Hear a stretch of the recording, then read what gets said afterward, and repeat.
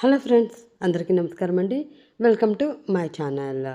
మీకోసం ఈరోజు ఒక అందమైన ప్రేమ కథను తీసుకువచ్చానండి. ఈ కథ విని మీకు నచ్చితే ప్లీజ్ లైక్ చేసి, షేర్ చేసి, సబ్స్క్రైబ్ చేసుకుని మీ సపోర్ట్ నాకు అందించండి. ఇంకా లేట్ చేయకుండా ఈరోజు ఈ కథలోకి వెళ్ళిపోదాం. అది ఒక పెద్ద కళ్యాణ మండపం.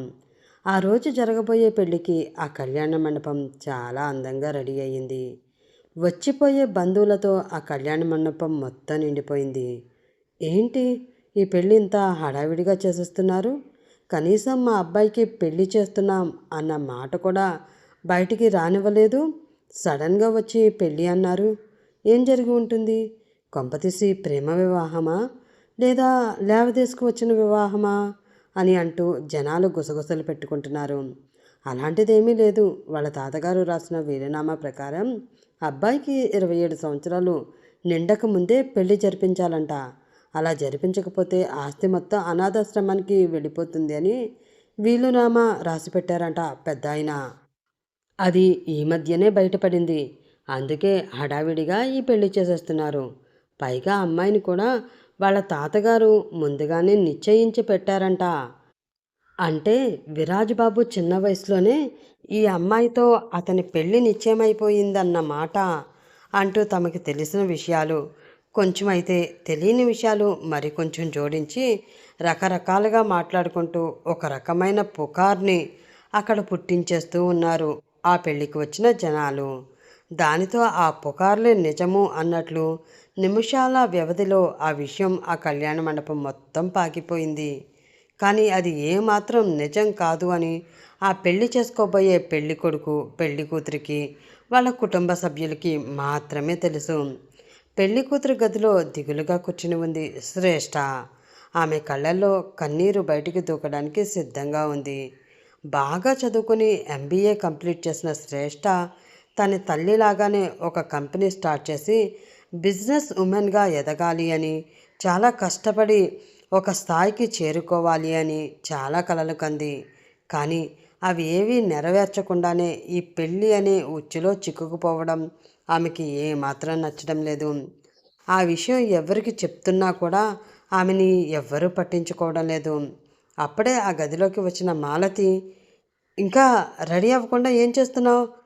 అవతల పంతులు గారు పిలుస్తున్నారు అంటూ అరిచింది. దానితో ఆమె వైపు బాధగా చూస్తూ, ప్లీజ్ అమ్మా అని శ్రేష్ఠ అంటూ ఉండగా తన వేలు ఆమెకు చూపిస్తూ, అమ్మ కాదు పిన్ని, నువ్వు మీ నాన్నకి మాత్రమే కూతురివి, నాకు కాదు. అయినా నీ ఆలనా పాలన చూసుకోవడానికి మీ నాన్న నన్ను పెళ్లి చేసుకుని మీ ఇంటికి తీసుకువస్తే నేను నీకు పిన్నినే అవుతాను తప్ప అమ్మని కాదు అని చాలాసార్లు చెప్పాను కదా. అయినా కూడా ఎందుకు పదే పదే అమ్మ అని పిలుస్తూ నాకు కోపం తెప్పిస్తావు? అసలే 20 సంవత్సరాల నుంచి భరిస్తూ ఉన్న నీ దరిద్రాన్ని ఈరోజు వదిలించుకుంటున్నాను అన్న సంతోషంలో నేను ఉన్నాను. ఆ సంతోషాన్ని అమ్మ అన్న పిలుపుతో నాకు దూరం చేయాలని చూడకు అంటూ ఆమెపై మండిపడింది మాలతి.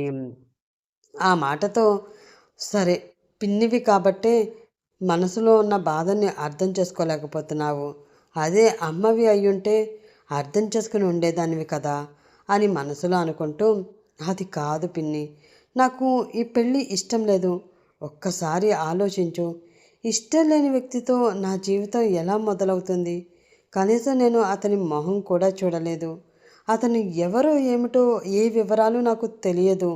అలాంటి వ్యక్తి చేత తల వంచుకుని తాళి కట్టించుకోవాలి అంటే దానికి నా మనసు అస్సలు ఒప్పుకోవడం లేదు అని దీనంగా బతిమలాడింది శ్రేష్ఠ. ఆ మాటతో చంపేసేలా ఆమె వైపు చూసి, వేసిన నాటకాలు, చెప్పిన కబుర్లు చాలు. కళ్ళు మూసుకుని ఆ తాళేదో కట్టించుకుంటే ఆ తర్వాత అతనితో నువ్వు ఎలా ఏడ్చినా నాకు సంబంధం ఉండదు. ముందు నాకైతే నీ దరిద్రం వదిలిపోవాలి. కాబట్టి నోరు మూసుకుని వచ్చి పీటల మీదగా కూర్చో. అంతకు మించి ఒక్క మాటైనా నువ్వు మాట్లాడావు అంటే అందరిలో మీ నాన్న పరువు పోవడంతో పాటు ఆయన ప్రాణం కూడా పోతుంది. అర్థమైందా అంటూ గట్టిగా అరిచింది మాలతి. ఆ మాటతో ఆమెకి ఎదురు చెప్పలేకపోయింది శ్రేష్ఠ. అలా కన్నీళ్లు పెట్టుకుంటూనే కూర్చుంది. అది చూసిన మాలతికి మరింత చిరాకు రావడంతో ఈ ఏడుపు మొహంది ఎలాగో తన ఏడుపు ఆపదు. ఇది ఇలా ఏడుస్తూ పీటల మీద కూర్చుంటే చూసిన జనం అంతా దీనికి ఇష్టం లేకుండా ఈ పెళ్లి చేస్తున్నాము అని అర్థం చేసుకుంటారు.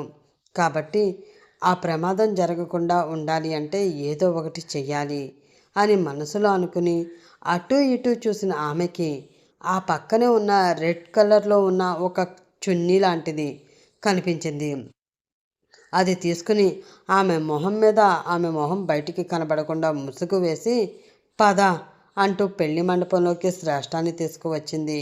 ఆమె ముసుగులో వస్తున్న పెళ్లి కూతుర్ని చూసి అందరూ ఏంటి అని అడగడంతో అది ఒక ఆచారమని, తన కూతురు పెళ్ళి ఎలాంటి ఆటంకాలు లేకుండా జరిగితే ఇలా ముసుగు వేసి పెళ్లిపేటల మీద కూర్చోబెడతాను అని మొక్కుకున్నాను అంటూ ఏవో కాకమ్మ కబుర్లు చెప్పింది మాలతి. అది నమ్మేసిన పిచ్చి జనం ఏమీ మాట్లాడలేదు. చివరికి శ్రేష్ఠ ఎంత ఏడ్చినా కూడా ఉపయోగం లేకుండా పోయింది. ఎవరో ముక్కు మొహం తెలియని వ్యక్తితో ఆమె పెళ్ళి జరిగిపోయింది. ఇంకా తన జీవితంలో తనకి మిగిలింది ఏడుపే. ఆ ఏడుపు తప్ప ఏమీ మిగలలేదు అని శ్రేష్ఠకి అర్థమైపోయింది. పెళ్ళైన వెంటనే ఏదో అర్జెంటు పని ఉంది అంటూ పెళ్లి కొడుకు అక్కడి నుంచి వెళ్ళిపోయాడు. ఆ తర్వాత రోజు వారి శోభనానికి ఏర్పాట్లు జరుగుతూ ఉన్నాయి. అవి చూస్తూ ఉన్న శ్రేష్ఠకి ఏదో తెలియని భయం పట్టుకుంది. లేదు, ఈ శోభనం కనుక జరిగితే నా జీవితం నాశనం అయిపోతుంది. నేను అనుకున్నది ఎప్పటికీ సాధించలేను. అలా జరగకూడదు. ఎలా అయినా ఇది ఆగిపోవాలి. నేను ఇక్కడి నుంచి తప్పించుకోవాలి. నా జీవితం నాకు ఇంపార్టెంట్. అయినా ఎప్పుడు ఒకసారి కూడా నా గురించి ఆలోచించని నాన్న ఇప్పుడు ఆలోచిస్తారన్న ఆశ నాకు లేదు. కాబట్టి నేను ఇక్కడి నుంచి తప్పించుకుంటేనే నాకంటూ ఒక జీవితం ఉంటుంది అని మనసులో అనుకున్న ఆమె ఎలా తప్పించుకోవాలా అని ఆలోచిస్తూ ఉంది. అప్పుడే ఆ గదిలోకి వచ్చిన మాలతి తనతో తెచ్చిన చీర ఇంకా నగలు ఆమెకిస్తూ, ఇవి కట్టుకుని త్వరగా రెడీ అవ్వు. అవతల ముహూర్తానికి సమయం అయిపోతుంది. ఆ సమయం మించకుండానే నువ్వు గదిలోకి వెళ్ళిపోవాలి అని ఆర్డర్ వేసి అక్కడి నుంచి వెళుతూ, నాతో చెప్పినట్లు ఈ పెళ్ళంటే ఇష్టం లేదు. నాకు ఒక గోల్ ఉంది. నేను దాన్ని సాధించాలి. అప్పటి వరకు మీరు నాకు దూరంగా ఉండండి అంటూ ఆ అబ్బాయితో చెప్పి, మా నెత్తి మీదకి ఏదైనా తీసుకువచ్చావు అంటే చంపి పడేస్తాను. ఎలా అయితే బుద్ధిగా ఈ పెళ్ళి చేసుకున్నావో అలానే ఇప్పుడు కూడా అతనితో కలిసి కాపురం కూడా చేసి ఏడుపు. నీ వల్ల ఈ ఇంటికి ఎటువంటి అపకీర్తి రాకూడదు అంటూ వార్నింగ్ ఇచ్చి అక్కడి నుంచి వెళ్ళిపోయింది మాలతి. కానీ ఆ మాటలు ఏవి కూడా శ్రేష్ఠ బ్రెయిన్కి ఎక్కలేదు. నా జీవితం గురించి, నా కలల గురించి ఒక్క క్షణం కూడా ఆలోచించకుండా ఈ పెళ్లి చేసి నన్ను నరకంలోకి తోసేశారు. అలాంటప్పుడు నేను మాత్రం మీ గురించి ఎందుకు ఆలోచించాలి? లేదు, ఆలోచించను. నా గురించి మాత్రమే ఆలోచించుకుంటాను. ఎలా అయినా ఇక్కడి నుంచి తప్పించుకుంటాను అని మనసులో అనుకున్న ఆమె వెంటనే ఒక బ్యాగ్ తీసుకుని తన లగేజ్ మొత్తం ఆ బ్యాగ్లో సర్దుకుని తనకి కావలసిన ఏటీఎం కార్డ్స్, పాస్పోర్ట్, వీసా అన్నీ కూడా అందులో పెట్టుకుని ఆ బ్యాగ్ ఎవరికి కనిపించకుండా ఒక పక్కగా పెట్టి బయట ఎవరైనా ఉన్నారేమో అని చూసింది. అందరూ హాల్లో కూర్చుని ముచ్చట్లు పెట్టుకున్నారు. దానితో తన గది బాల్కనీలోకి వెళ్ళి కిందకి చూసింది. అక్కడ కూడా ఎవరూ లేరు. పైగా కొంచెం చీకటిగా కూడా ఉంది. అది ఆ ఇంటి వెనక వైపుకి కాబట్టి పెద్దగా లైట్స్ కూడా వేసి లేవు. దానితో అదే సరైన సమయం అనుకున్న ఆమె తన బ్యాగ్ తీసుకుని కింద వెనక్గా ఉన్న మెట్ల ద్వారా కిందకి తిరిగి వెనక ఉన్న గోడ దూకి అక్కడ నుంచి బయటపడింది. అప్పటికే ఆమె బుక్ చేసుకున్న క్యాబ్ అక్కడ ఆమె కోసం ఎదురు చూస్తూ ఉంది. కొంచెం ధైర్యం చేసి ఆ క్యాబ్ ఎక్కి అక్కడ నుంచి దూరంగా వెళ్ళిపోతుంది ఆమె. ఒక అరగంట తర్వాత ఎయిర్పోర్ట్ ముందు ఆగింది ఆ క్యాబ్. దాంతో వెంటనే ఆ కార్ దిగి లోపలికి వెళ్ళిన శ్రేష్ఠ ముందు తన ఫోన్ తీసుకుని తన ఫ్రెండ్కి కాల్ చేసింది. ఆ కాల్ లిఫ్ట్ చేసి, ఆ శ్రేష్ఠ బయటపడ్డావా అంటూ అడిగింది దివ్య. వచ్చేసానే, ప్రస్తుతం ఎయిర్పోర్ట్లోనే ఉన్నాను. అని శ్రేష్ఠ చెప్పడంతో, సరే వెంటనే అక్కడ ఏ ఫ్లైట్ ఉంటే ఆ ఫ్లైట్ ఎక్కి ఇక్కడికి వచ్చేసాయి, మిగతాదంతా ఇక్కడికి వచ్చిన తర్వాత చూసుకుందాం అని చెప్పింది దివ్య. సరే అని కాల్ కట్ చేసిన శ్రేష్ఠ ఒక్కసారిగా ప్రశాంతంగా ఊపిరి తీసుకుని వదిలి ఆ నెక్స్ట్ ఫ్లైట్కి టికెట్ తీసుకుని ఆ ఫ్లైట్ ఎక్కి కూర్చుంది. ఇప్పుడు ఆమె మనసు చాలా ప్రశాంతంగా ఉంది. ఒక నరకం నుంచి బయటపడడంతో తను అనుకున్నది సాధించవచ్చు అన్న ప్రశాంతత అది. 2 గంటల తర్వాత దివ్య ముందు కూర్చుని ఉంది శ్రేష్ఠ. అంటే నువ్వు ఏం చేసినా కూడా ఆ పెళ్లి జరగకుండా ఆపలేకపోయావన్నమాట, అంతేనా? సూటిగా ఆమె వైపు చూస్తూ అడిగింది దివ్య. తన మెడలో ఉన్న తాళిని చేతిలోకి తీసుకుని దానివైపు బాధగా చూస్తూ, అవునే, ఇప్పుడు నేను అతని భార్యని అంది శ్రేష్ఠ. అతని భార్య అంటున్నావు, ఇంతకీ అతని పేరేంటి అంటూ అడిగింది దివ్య. తెలీదు అని చెప్పింది శ్రేష్ఠ. ఫేస్ ఎలా ఉంటుంది, అందగాడేనా అడిగింది దివ్య. చూడలేదు అని చెప్పింది శ్రేష్ఠ. ఆ మాట విని భారంగా నిట్టూరుస్తూ, సరిపోయింది, అయితే ఇంకా ఎందుకే అతని భార్యని అన్న ట్యాగ్ లైన్ ఒకటి తగిలించుకుని బాధపడతావు? వెంటనే నీ మెడలో ఉన్న ఆ తాళి తీసి పక్కన పడేసి దానితో దరిద్రం వదిలిపోతుంది అంది దివ్య. ఆ మాటతో అదిరిపడి ఆమె వైపు కళ్ళెత్తి చూసింది శ్రేష్ఠ. ఆమె మొహంలో ఏదో తెలియని బాధ కనిపిస్తూ ఉండడంతో, ఏంటి తెలుగింటి అమ్మాయిలా బాధపడుతున్నావా? అలా బాధపడేదానివి అతన్ని వదిలి రాకూడదు కదే. వచ్చిన తర్వాత ఇంకా ఆలోచించకూడదు. నా మాట విని ఆ తాళి తీసి పక్కన పెట్టేసి ఫ్రెష్గా నీ లైఫ్ స్టార్ట్ చేయి, అనుకున్నది సాధించు, బాగుంటుంది అంటూ చెప్పింది దివ్య. దానితో కొంచెంసేపు ఆలోచించిన శ్రేష్ఠకి అదే నిజమనిపించడంతో మెడలో ఉన్న తాళిని తీసి పక్కన పెట్టేసి ఆమె వైపు చూస్తూ, నెక్స్ట్ ఏంటి అంటూ అడిగింది శ్రేష్ఠ. అన్నయ్యకి తెలిసిన వాళ్ళ కంపెనీలో ఇంటర్వ్యూస్ ఉన్నాయి, అప్లై చేసి చూడు. ముందు ఏదో ఒక జాబ్ వస్తే ఆ తర్వాత కొంచెం స్థిరపడి నీ గోల్ గురించి ఆలోచించొద్దు కానీ. ఇప్పటికిప్పుడు నువ్వు కావాలి అనుకున్నా నీకు బ్యాంక్ లోన్ రావాలన్నా కష్టమే కదా. మీ అమ్మ పేరు మీద ఉన్న ఆస్తిని నువ్వు అమ్ముకుని బిజినెస్ స్టార్ట్ చేయాలన్నా కష్టమే. కాబట్టి నాకు తెలిసి జాబ్ అన్నదే బెటర్ చాయిస్ అంటూ చెప్పింది దివ్య. తనకి కూడా అదే నిజమనిపించడంతో సరే అంటూ తల ఊపి నెక్స్ట్ డే ఇంటర్వ్యూకి వెళ్ళింది శ్రేష్ఠ. పాపకి మంచి టాలెంట్ ఉండడంతో త్వరగానే ఆ జాబ్ సంపాదించింది. అలానే దివ్య వాళ్ళ ఫ్యామిలీ మెంబర్స్తో తను ఒక దానిలా కలిసిపోయి వాళ్ళలో ఒక దానిలా మెలుగుతూ ఉండడంతో మొదట్లో కొంచెం ఇబ్బందిగానే ఉన్నా ఆ తర్వాత ఆ ఫ్యామిలీ తనకి బాగా అలవాటైపోయింది. ఎలా ఉంది జాబ్ అడిగింది దివ్య. బాగానే ఉంది చెప్పింది శ్రేష్ఠ. మరి బాస్ అడిగింది దివ్య. ఏమో తెలీదు అంది శ్రేష్ఠ. అదేంటి, జాబ్లో జాయిన్ అయ్యి ఇన్ని రోజులు అవుతుంది, ఇంకా మీ బాస్ గురించి నీకు తెలియకపోవడం ఏమిటి అయోమయంగా అడిగింది దివ్య. అంటే అది ఆయన ఎక్కువగా ఇక్కడ ఉండడంట, ఎప్పుడైనా విజిట్ చేయడం కోసం మాత్రమే ఈ బ్రాంచ్కి వస్తూ ఉంటారు. ఇక్కడ అంతా ఆయన అసిస్టెంట్ చూసుకుంటూ ఉంటారు అని చెప్పింది శ్రేష్ఠ. అంటే బాస్తో పెద్ద ప్రాబ్లం ఏమీ ఉండదన్నమాట చిన్నగా నవ్వుతూ అంది దివ్య.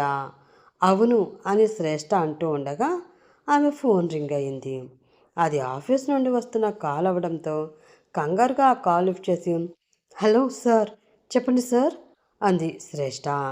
రేపు కొంచెం ఎర్లీగా రా, ఇండియా నుంచి మన బాస్ వస్తున్నారు.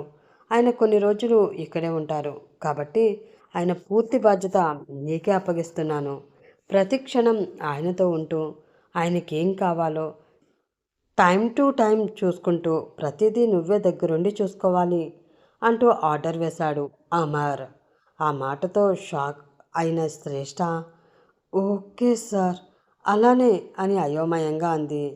ఆమె మొహంలోని ఎక్స్ప్రెషన్ చూసి కాల్ కట్ చేసిన వెంటనే, ఏమైంది, ఎందుకు అంత టెన్షన్ పడిపోతూ ఫేస్ డల్గా పెట్టావు అంటూ అడిగింది దివ్య. ఆమె వైపు కొంచెం సీరియస్గా చూస్తూ, నీ ఎంకమ్మ, అంతా నీ వల్లనే. మీ బాస్‌తో ఏ ప్రాబ్లమ్ ఉండదు అని ఇలా అన్నావో లేదో, అలా ఆయన గారు దిగిపోతున్నారు. పైగా ఆయన పక్క నుండి ఆయనకేం కావాలో నేనే చూసుకోవాలట. టెన్షన్‌గా ఉందే. వాడు ఎలా ఉంటాడో ఏంటో? కొంచెం భయంగా అంది శ్రేష్ఠ. టెన్షన్ దేనికే? బాస్ వస్తున్నాడు. అతనికి ఏం కావాలో చూసుకోవాలి. అంతే కదా! ఆ మాత్రానికే టెన్షన్ పడిపోతే ఎలా? ఏదైనా సరే కూల్‌గా డీల్ చేయడం నేర్చుకో అంటూ పనికిరాని సలహా ఒకటి పడేసింది దివ్య. నేను కూల్‌గానే డీల్ చేస్తానే. కానీ ఆ వచ్చేవాడు కూల్ అవ్వాలి కదా! నార్మల్‌గానే ఈ సీఈఓలంటే వాళ్ళ కళ్ళు నెత్తి మీద ఉంటాయి. మాటకు ముందు కోపం ఉంటుంది. తనే గొప్పలా ఎదుటి వాళ్ళని పురుగుల్లా చూసే తత్వం ఒకటి ఏడుస్తూ ఉంటుంది. సో, ఇవన్నీ వీడిలో ఉంటే నా పరిస్థితి ఏంటి? కొంచెం భయంగా అంది శ్రేష్ఠ. అలా ఏమీ జరగదు. నువ్వు టెన్షన్ పడకు. అయినా ఎంత మూర్ఖపు మహారాజునైనా సరే ఇట్టే మార్చేసి నవ్వుల నెలరాజుని చేసే ఓర్పు, నేర్పు, పట్టుదల అన్నీ నీలో ఉన్నాయి కదా పాప. మరి ఇంకా చింతనెందుకు? రేపు చక్కగా మన తెలుగింటి అమ్మాయిలా రెడీ అయిపోయి వెళ్ళు. అతను ముందు నిలబడు. అతను ఎలాగో తెలుగువాడు కాబట్టి నీ తెలుగు అందాన్ని చూసి ఆల్మోస్ట్ పడిపోతాడు. ఆ తర్వాత నిన్ను ఒక్క మాట కూడా అనడు. ఏ తప్పు చేసినా సపోర్ట్ చేస్తాడు అంటూ చెప్పింది దివ్య. వర్కౌట్ అవుతుందంటావా? అనుమానంగా ఆమెను చూస్తూ అడిగింది శ్రేష్ఠ. 100% అవుతుంది. ట్రై చేసుకో ధీమాగా చెప్పింది దివ్య. దానితో ఆమె మాట తీసి పడేయలేక ఒక light weight yellow colour sari కట్టుకుని తన బాస్కి వెల్కమ్ చెప్పడం కోసం బాగా అందంగా రెడీ అయ్యి ఆ రోజు ఒక అరగంట ముందే ఆఫీస్కి చేరుకుంది శ్రేష్ఠ. అలా శారీలో ఆఫీస్కి వచ్చిన ఆమెని అందరూ విచిత్రంగా చూశారు. అందరిలోనూ తను కొంచెం డిఫరెంట్గా ఉండడంతో తనకి కూడా కొంచెం ఇబ్బందిగానే అనిపించింది. అనవసరంగా ఇక్కడ కల్చర్ తెలిసి కూడా ఆ దివ్య మాటలు విని ఇలా శారీ కట్టుకుని వచ్చాను. ఇక్కడ అందరూ ఏదో వింత వస్తువుని చూసినట్లు వచ్చి నన్ను చూస్తూ ఉంటే చాలా ఇబ్బందిగా ఉంది. ఇంకా బాస్ రాలేదు కదా! ఈ లోపల డ్రెస్ చేంజ్ చేసుకుని వస్తే బాగుంటుంది అని మనసులో అనుకుంటూ వెళ్ళి అమర్‌ని పర్మిషన్ అడిగింది శ్రేష్ఠ. ఆమె వైపు విసుగ్గా ఒక చూపు చూసి, సార్ వస్తున్నారు. ఒక అరగంట ముందు రమ్మని నేను ఆర్డర్ వేస్తే, ఒక గంట పర్మిషన్ కావాలి అని నువ్వు అడగడం ఏమైనా మర్యాదగా ఉందా నీకు? అయినా అంత అర్జెంట్‌గా ఇప్పుడు పర్మిషన్ ఎందుకు? ఇంటికి వెళ్ళి ఏం చేయాలి? పళ్ళు కొరుకుతూ అడిగాడు అమర్. అది సార్, సారీ చాలా అన్‌కంఫర్టబుల్‌గా ఉంది. వెళ్ళి డ్రెస్ చేంజ్ చేసుకోవడానికి ఒక గంట పర్మిషన్ అని అంటూ చెప్పింది ఆమె. దానితో ఆమెని పైనుంచి కింద వరకు ఒక చూపు చూసి ఏమీ అవసరం లేదు. ఇలాంటి తెలుగింటి అందం చూసి చాలా సంవత్సరాలైపోయింది. కాబట్టి నువ్వు ఇలా ఉంటేనే బాగుంటుంది. పైగా సార్‌కి కూడా తెలుగింటి పద్ధతులు అంటే చాలా ఇష్టం. నిన్ను ఇలా సారీలో చూశారు అంటే ముళ్ళ మధ్య ఉన్న రోజా పువ్వుని చూసినంత ఆనందపడిపోతూ నీకు ఆ ఆనందంలో ప్రమోషన్ ఇచ్చినా ఇచ్చేస్తారు. నా మాట విని డ్రెస్ చేంజింగ్ అనే మాటని పక్కన పెట్టి ఇదిగో ఇంకో 10 నిమిషాల్లో సార్ వచ్చేస్తున్నారు. ఆయనకి వెల్కమ్ చెప్పడానికి ఈ రోజ్ ఫ్లవర్ బొకే చేత్తో పట్టుకో అంటూ ఆమెకు ఒక ఫ్లవర్ బొకే అందించాడు అమర్. దాంతో ఆ ఫ్లవర్ బొకే పట్టుకుని ఎర్రగా ఉన్న ఆ గులాబీ పువ్వుల వైపు చూస్తూ ఉంది శ్రేష్ఠ. అప్పుడే ఆ ఆఫీస్ ముందు ఒక కారు వచ్చి ఆగింది. ఆ కార్ గ్లాస్ డౌన్ చేసి లోపల నుంచి ఆ ఆఫీస్ వైపు ఒక్కసారి చూసి భారంగా శ్వాస తీసుకుని వదిలి ఆ కార్ దిగి లోపలికి వెళుతూ ఉన్నాడు విరాజ్. అటెండర్ వచ్చి బాస్ వచ్చేశారు అని కేకలు పెడుతూ ఆఫీస్ అంతా తిరగడంతో స్టాఫ్ అంతా అలర్ట్ అయ్యారు. అప్పుడే తన టెన్షన్ తగ్గించుకోవడం కోసం దివ్యకి కాల్ చేసి మాట్లాడుతూ ఉన్న శ్రేష్ఠకి ఆ అరుపులు వినిపించాయి. దాంతో కంగారుగా కాల్ కట్ చేసి అటువైపు పరుగు పెడుతూ మళ్ళీ ఏదో గుర్తు రావడంతో వెనక్కి వచ్చి టేబుల్పై పెట్టి ఉన్న ఫ్లవర్ బొకే తీసుకుని కంగారుగా వెళుతూ ఉంది ఆమె. విరాజ్ చుట్టూ స్టాఫ్ అందరూ ఉన్నారు. కానీ బుకే ఇచ్చి అతని వెల్కమ్ చేయవలసిన అమ్మాయి మాత్రం అక్కడ లేదు. దానితో కోపం వచ్చిన అమర్ తను ఎక్కడ ఉంది? శ్రేష్ఠ! శ్రేష్ఠ! అంటూ గట్టిగా అరిచాడు. ఆ అరుపుతో షాక్ అయిన విరాజ్ అతని వైపు చూస్తూ ఉండగా, హా, వస్తున్నాను సార్ అంటూ ఒక వాయిస్ వినిపించింది. అది విన్న విరాజ్ కళ్ళు ఆటోమేటిక్గా అటువైపు తిరిగాయి. చేతిలో రెడ్ రోజ్ ఫ్లవర్ బొకే పట్టుకుని ఎల్లో కలర్ శారీలో గాలికి లీవ్ చేసిన హెయిర్ ఎగురుతూ ఉండగా కంగారుగా నడుస్తూ తన దగ్గరికి వస్తున్న శ్రేష్ఠ అతనికి కనిపించింది. ఆమెను అక్కడ చూసి షాక్ అయ్యాడు విరాజ్. నన్ను పెళ్లి చేసుకుని పెళ్ళైన వెంటనే ఇంటి నుండి పారిపోయి వచ్చి ఇక్కడ సెటిల్ అయ్యావా? భలే దొరికావే నువ్వు నాకు. అందరిలో అవమానించి తల ఉంచుకునేలా చేసిన నీకు ఇక మీదట ఉంటుంది చూడు అని విరాజ్ మనసులో అనుకుంటూ ఉండగా కంగారుగా అతని దగ్గరికి వస్తున్న శ్రేష్ఠ కాళ్ళకి చీర అడ్డుపడడంతో ముందుకు తూలింది. అదే సమయంలో ఆమె చేతిలో ఉన్న గులాబీ పువ్వులు ఒక్కసారిగా పైకి ఎగిరాయి. ఆ తూలిన మనిషి కాస్త వెళ్ళి విరాజ్ మీద పడింది. ఆమె నడుం చుట్టూ చెయ్యి వేసి ఆమె పడకుండా గట్టిగా పట్టుకున్నాడు విరాజ్. వారిద్దరిపై ఆ గులాబీ పువ్వులు వర్షంలా పడుతూ ఉన్నాయి. అతని చేతిలో అందంగా ఒదిగిపోయిన శ్రేష్ఠ భయంతో గట్టిగా కళ్ళు మూసుకుంది. తన చేతిలో ఒదిగిపోయిన శ్రేష్ఠ మొహం వైపు అలా చూస్తూ ఉండిపోయాడు విరాజ్. వైట్ స్కిన్ టోన్లో మూసుకున్న పెద్ద పెద్ద కళ్ళతో, ముడుచుకున్న చిన్న చిన్న పెదవులతో చాలా క్యూట్గా, మరింత అమాయకంగా ఉంది ఆ మొహం. ఎంత అమాయకంగా ఉంటే ఏం లాభం? బ్రెయిన్ నిండా కుళ్ళు తెలివితేటలే కదా ఉన్నాయి. వాటి వల్లనే కదా పెళ్ళి అయ్యింది అన్న జ్ఞానం కూడా లేకుండా ఎవరితోనో లేచి వచ్చేసింది. దీన్ని ఇక్కడి వరకు తీసుకువచ్చిన వాడు నాకు దొరకాలి, వాడు అంతు చూస్తాను అని మనసులో అనుకుంటూ ఆమెను అలా చూస్తూ ఉన్న విరాట్ చూపు ఆమె మెడ దగ్గర ఆగింది. ఆమె మెడలో తాను కట్టిన పసుపు తాడు లేకపోవడంతో అతని పిడికిలి చాలా కోపంతో బిగుసుకుంది. తను ఇంకా కింద పడకుండా ఎవరి చేతిలోనో ఉన్నది అర్థమవుతూ ఉండడంతో మెల్లిగా కళ్ళు తెరిచి చూసిన శ్రేష్ఠకి తన వైపు సీరియస్గా చూస్తూ కనిపించాడు విరాజ్. దానితో కంగారుగా ఐఎమ్ సో సారీ సార్ అని చెప్పింది ఆమె. ఆ మాటతో స్పృహలోకి వచ్చి ఆమెని సరిగ్గా నిలబెట్టి, ఏంటి డ్రెస్, ఇలాంటి డ్రెస్సులు వేసుకుని ఆఫీస్కి వస్తే ఇలాంటి ప్రమాదాలు జరుగుతాయి. ఇక్కడ చూడు, అందరూ ఎంత కంఫర్ట్గా ఉన్న డ్రెస్ వేసుకున్నారో. ఎంత ఇండియన్ బాస్ అయితే మాత్రం అతన్ని ఇలా డ్రెస్సింగ్ స్టైల్తో పడేయాలి అని చూడడం నీ మూర్ఖత్వం. నేను ఎదుటి వాళ్ళ డ్రెస్ చూసో లేక అందం చూసో పడే రకం కాదు, వాళ్ళ హార్డ్ వర్క్ చూసి పడే రకాన్ని. కాబట్టి ఇలాంటి ఎక్స్ట్రా కల్చర్ యాక్టివిటీస్ పక్కన పెట్టి వర్క్ మీద ఫోకస్ పెట్టు అంటూ చిన్న సైజ్ క్లాస్ పీకాడు విరాజ్. దాంతో కప్పలా నోరు తెచ్చుకుని అతని వైపు అలా చూస్తూ ఉండిపోయింది శ్రేష్ఠ. ఫస్ట్ నుంచి ఆమె డ్రెస్సింగ్ని, ఆమె పద్ధతులని చూసి ఈర్ష్య చెందుతూ ఉన్న జనం అతను అలా తనని తిట్టడంతో చిన్నగా నవ్వుకున్నారు.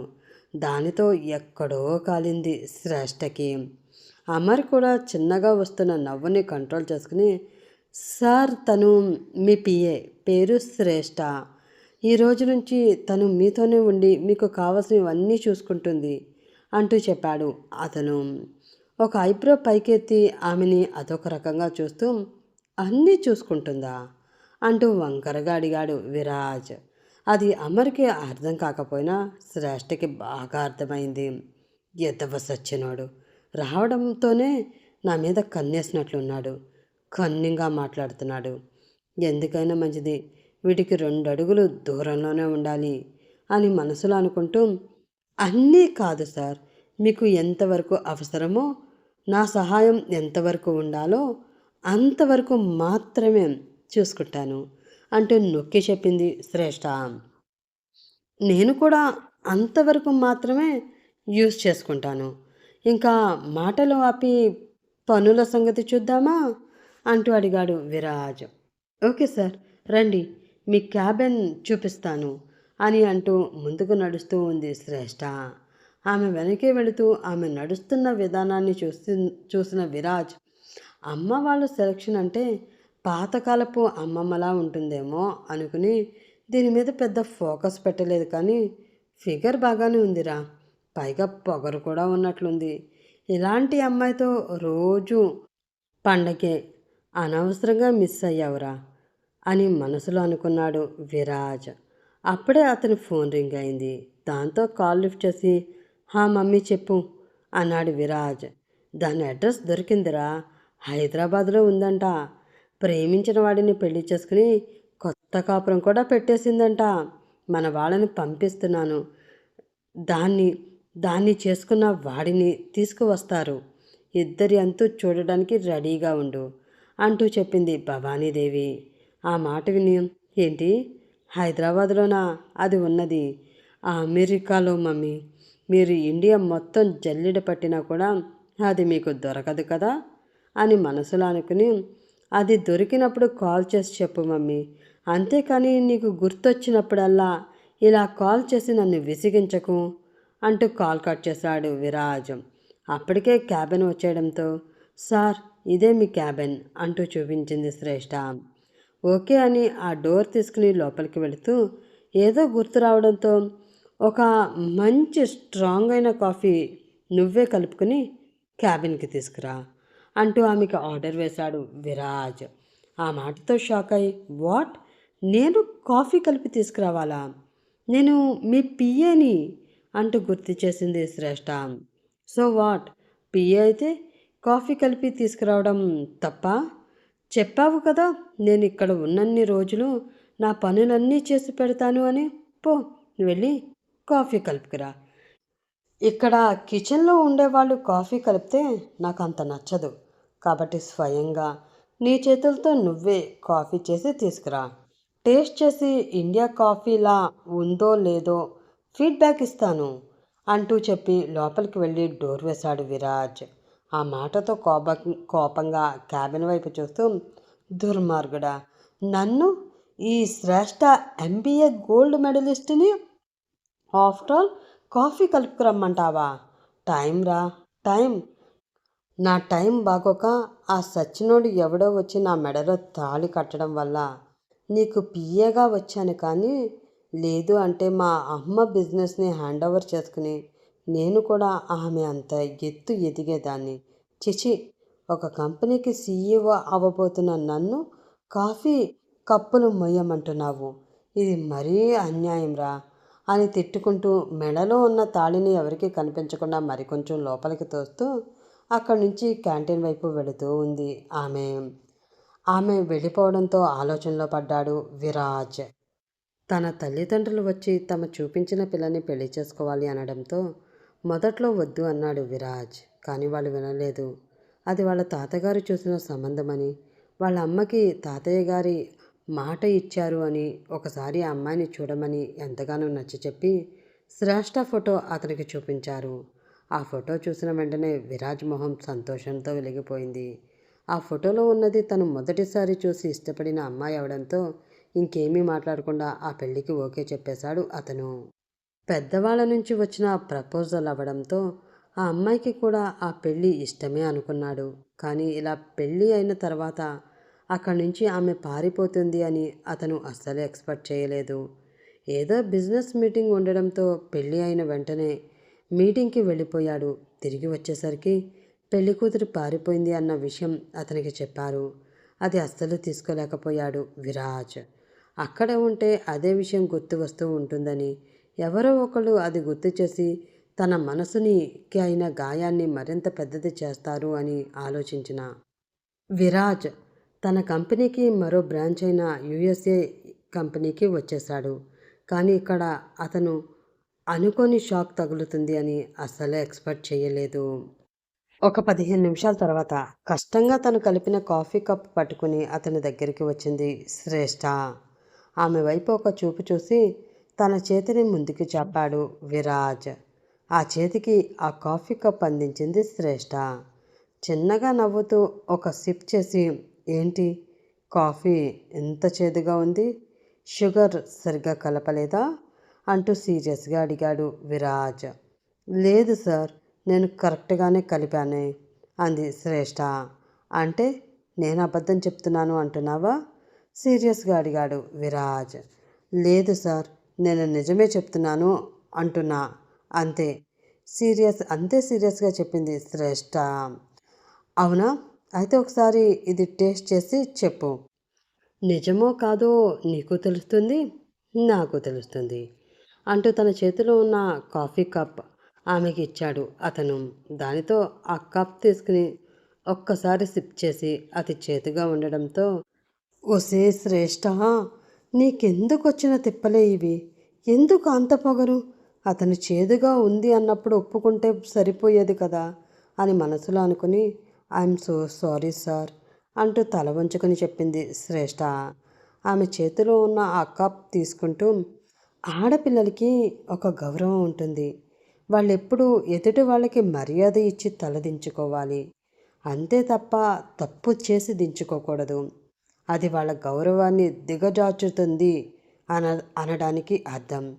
ఏదైనా సరే ఒకటికి రెండుసార్లు చెక్ చేసుకున్న తర్వాత ఇది నిజమని వాదించు, ఎవరైనా సరే ఒప్పుకుంటారు.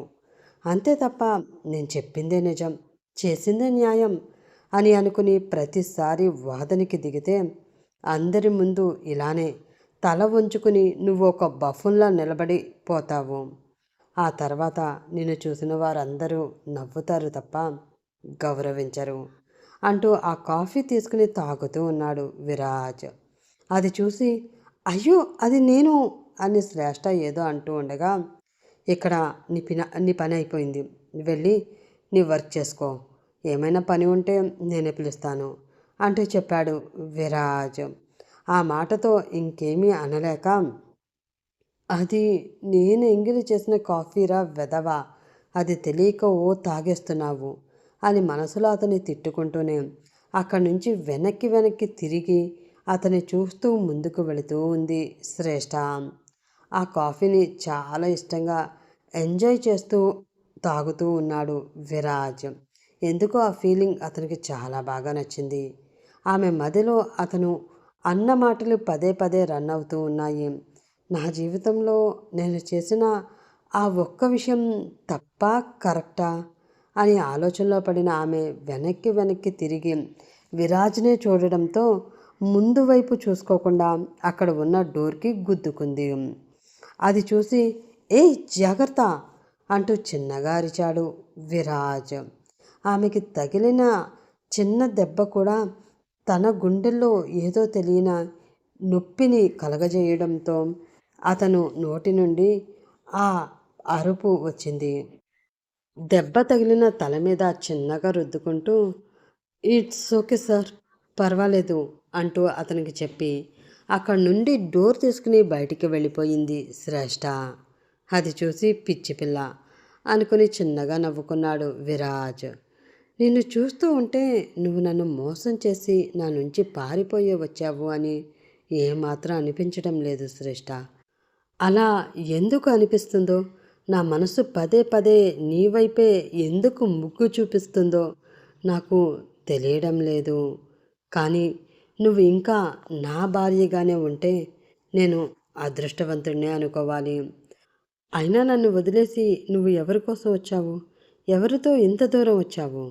ముందు ఈ విషయం తెలుసుకోవాలి అని మనసులో అనుకున్నాడు అతను.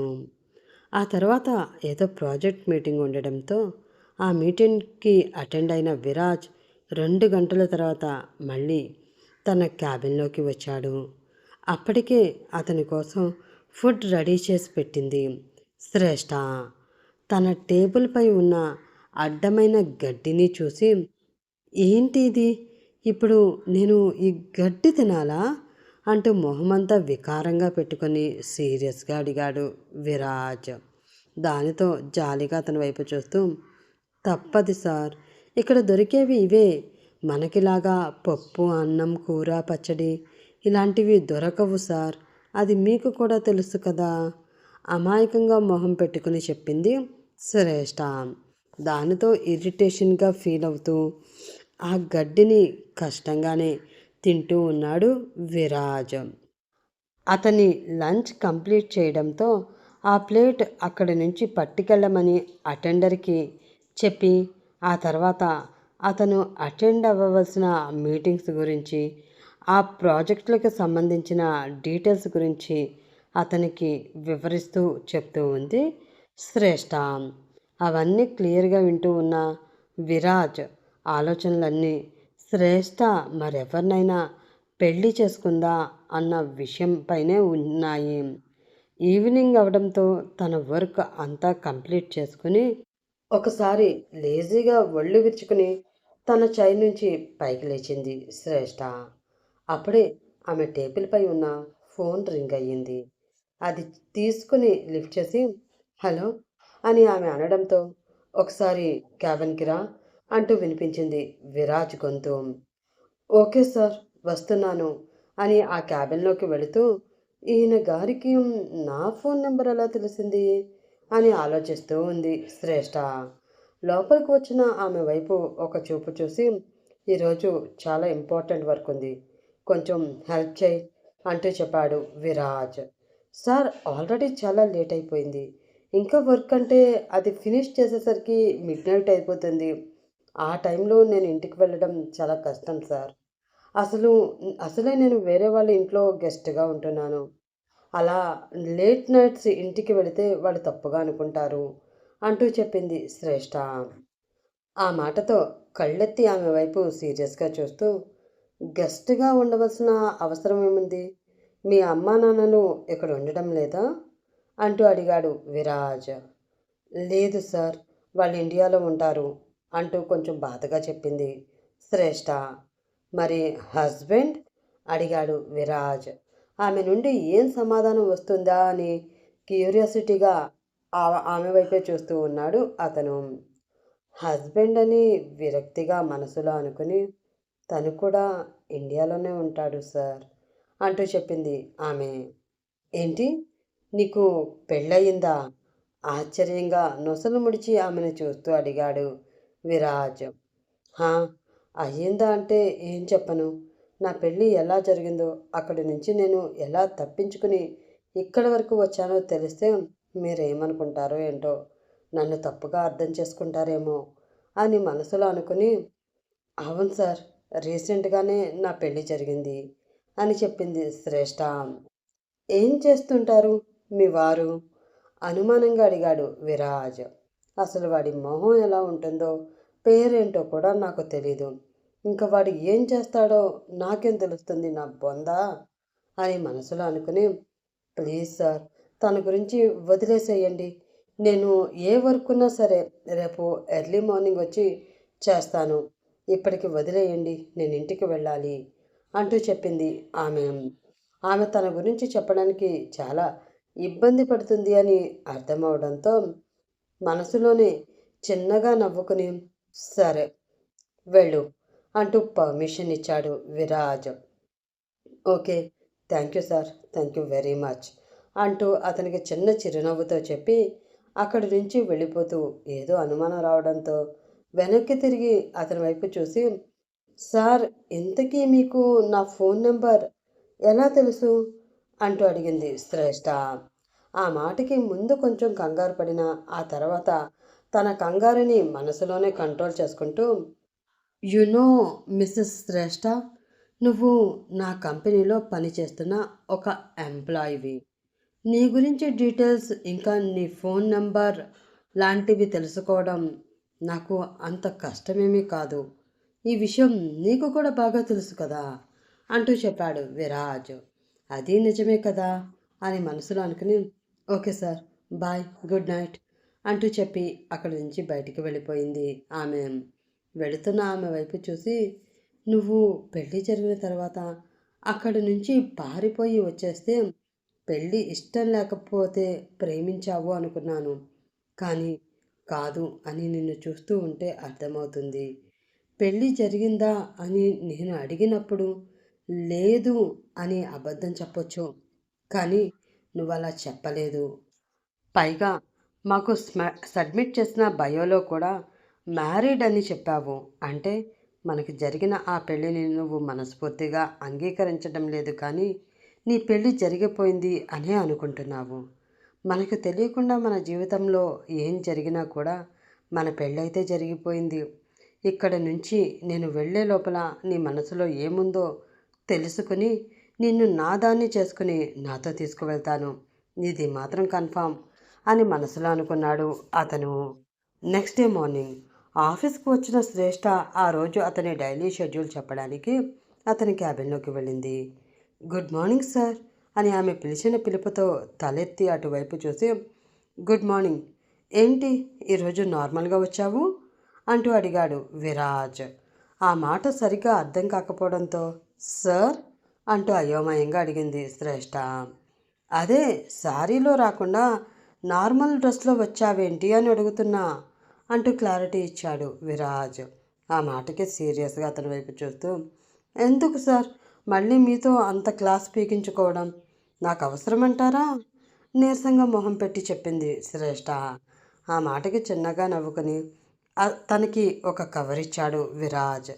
ఏంటి సార్ ఇది అని అయోమయంగా అడుగుతూనే ఆ కవర్ తీసుకుంది శ్రేష్ఠ. ఓపెన్ చేసి చూడు, నీకే తెలుస్తుంది అంటూ ఆమె మొహంలో కనిపించే ఎక్స్ప్రెషన్ కోసం ఆతృతగా ఎదురు చూస్తూ ఆమెను చూస్తూ ఉన్నాడు విరాజ్. కవర్ ఓపెన్ చేసిన ఆమెకి అందులో ఒక కీ కనిపించింది. అది చేతిలోకి తీసుకుని విచిత్రంగా దాని వైపు చూస్తూ, ఏంటి సార్ ఇది అంటూ అడిగింది శ్రేష్ఠ. అది ఈ రోజు నుండి నువ్వు ఉండబోతున్న ఫ్లాట్కి అడ్రస్ అదే కవర్లో ఉంది. ఆఫీస్కి దగ్గరగానే ఉంటుంది ఆ ఫ్లాట్ అంటూ చెప్పాడు విరాజ్. ఆ మాటతో కొంచెం సీరియస్గా అతని వైపు చూస్తూ, ఐఎమ్ సో సారీ సార్, నాకు ఈ ఫ్లాట్ వద్దు అంటూ అతనికి కీ వెనక్కి ఇచ్చేస్తూ ఉంది శ్రేష్ఠ. అది తీసుకోకుండా ఆమెనే చూస్తూ, ఎందుకు వద్దు అనుకుంటున్నావో రీజన్ చెప్పగలవా అంటూ అడిగాడు విరాజ్. భారంగా శ్వాస తీసుకుని వదిలి, నేను మీ కంపెనీలో జాయిన్ అయ్యి 1 వీక్ కూడా అవ్వడం లేదు సార్. అలాంటిది మీరు నా మీద ఇలా స్పెషల్ ఇంట్రెస్ట్ చూపించడం, ఇలా గిఫ్ట్లు ప్రజెంట్స్ చేయడం ఎందుకు చేస్తున్నారో ఆ మాత్రం ఊహించలేను అనుకోవద్దు. ప్లీజ్ ఇలాంటివేమీ వద్దు. నన్ను నా వర్క్ మాత్రం చేసుకొనివ్వండి చాలు అంటూ అతని వైపు విసుగ్గా చూస్తూ సీరియస్గా చెప్పింది శ్రేష్ఠ.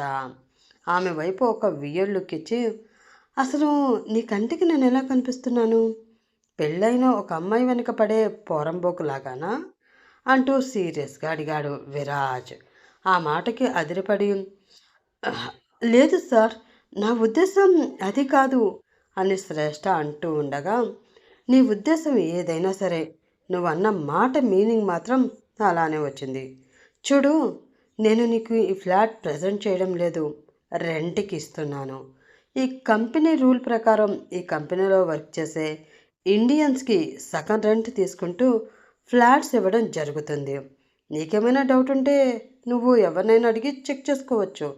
అండ్ ఈ ఫ్లాట్ నీకు ఇవ్వడానికి మరొక కారణం ఏమిటి అంటే, నేను వేరే వాళ్ళ ఇంట్లో ఉంటున్నాను సార్, లేటుగా వెళితే బాగోదు, వాళ్ళు ఏమైనా అనుకుంటారు అని కుంటు సాకులు చెప్పి నువ్వు వర్క్ తప్పించుకుని ముందుగానే వెళ్ళిపోకుండా ఉండాలి అంటే నేను ఎక్కడో ఒక చోటన నిన్ను లాక్ చేయాలి కదా. అలా లాక్ చేసే మార్గమే ఈ ఫ్లాట్. ఇప్పుడు నువ్వు వర్క్ తప్పించుకుని వెళ్ళిపోయే అవకాశం లేదు. అర్థమైందనుకుంటా అంటూ అడిగాడు విరాజ్. ఆ మాటతో సీరియస్గా తన వైపు చూస్తూ, సచ్చినోడా, ఈ ఫ్లాట్ ఇవ్వడం వెనక ఎంత అర్థం దాగి ఉందా అని అస్సలు ఎక్స్పెక్ట్ చేయలేదురా అని మనసులో అనుకుని ఆ కీస్ తీసుకుని, thank you sir, thank you very much అంటూ చిన్న చిరునవ్వుతో చెప్పింది శ్రేష్ఠ. ఇట్స్ ఓకే, ఇంకా వర్క్ సంగతి చూద్దామా అని అతను అనడంతో ఆ రోజు డైలీ రొటీన్ అతనికి చెప్తూ ఉంది ఆమె. ఆ రోజు సాయంత్రం దివ్యకి విషయం చెప్పి వాళ్ళ ఇంటి నుండి ఫ్లాట్కి షిఫ్ట్ అయింది శ్రేష్ఠ. ఆమెను ఆ ఫ్లాట్ దగ్గర డ్రాప్ చేసి ఏదైనా అవసరం ఉంటే వెంటనే కాల్ చేయమని చెప్పి అక్కడి నుంచి వెళ్ళిపోయింది దివ్య. దానితో ఆ ఫ్లాట్ మొత్తం ఒకసారి చూసుకుని బయటకు వచ్చిన శ్రేష్ఠకి పక్క ఫ్లాట్ ముందు నిలబడి ఎవరితోనో ఫోన్ మాట్లాడుతూ ఉన్న విరాజ్ కనిపించాడు. షార్ట్ అండ్ టీషర్ట్లో ఉన్న అతన్ని చూసిన శ్రేష్ఠ ఒక్క క్షణం షాక్ అయ్యింది. తట్టుకో పాప, తట్టుకో.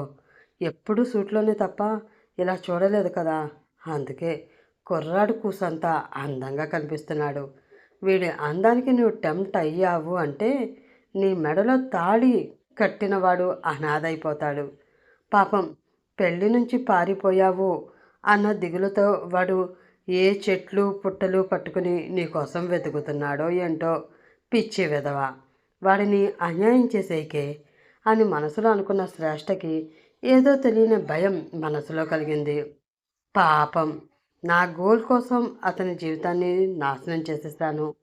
ఇలా పారిపోయి రావడం కన్నా ఒక్క మాట, నాకు ఈ పెళ్ళి అంటే ఇష్టం లేదు అని అతనితో చెప్తే సరిపోయేదేమో.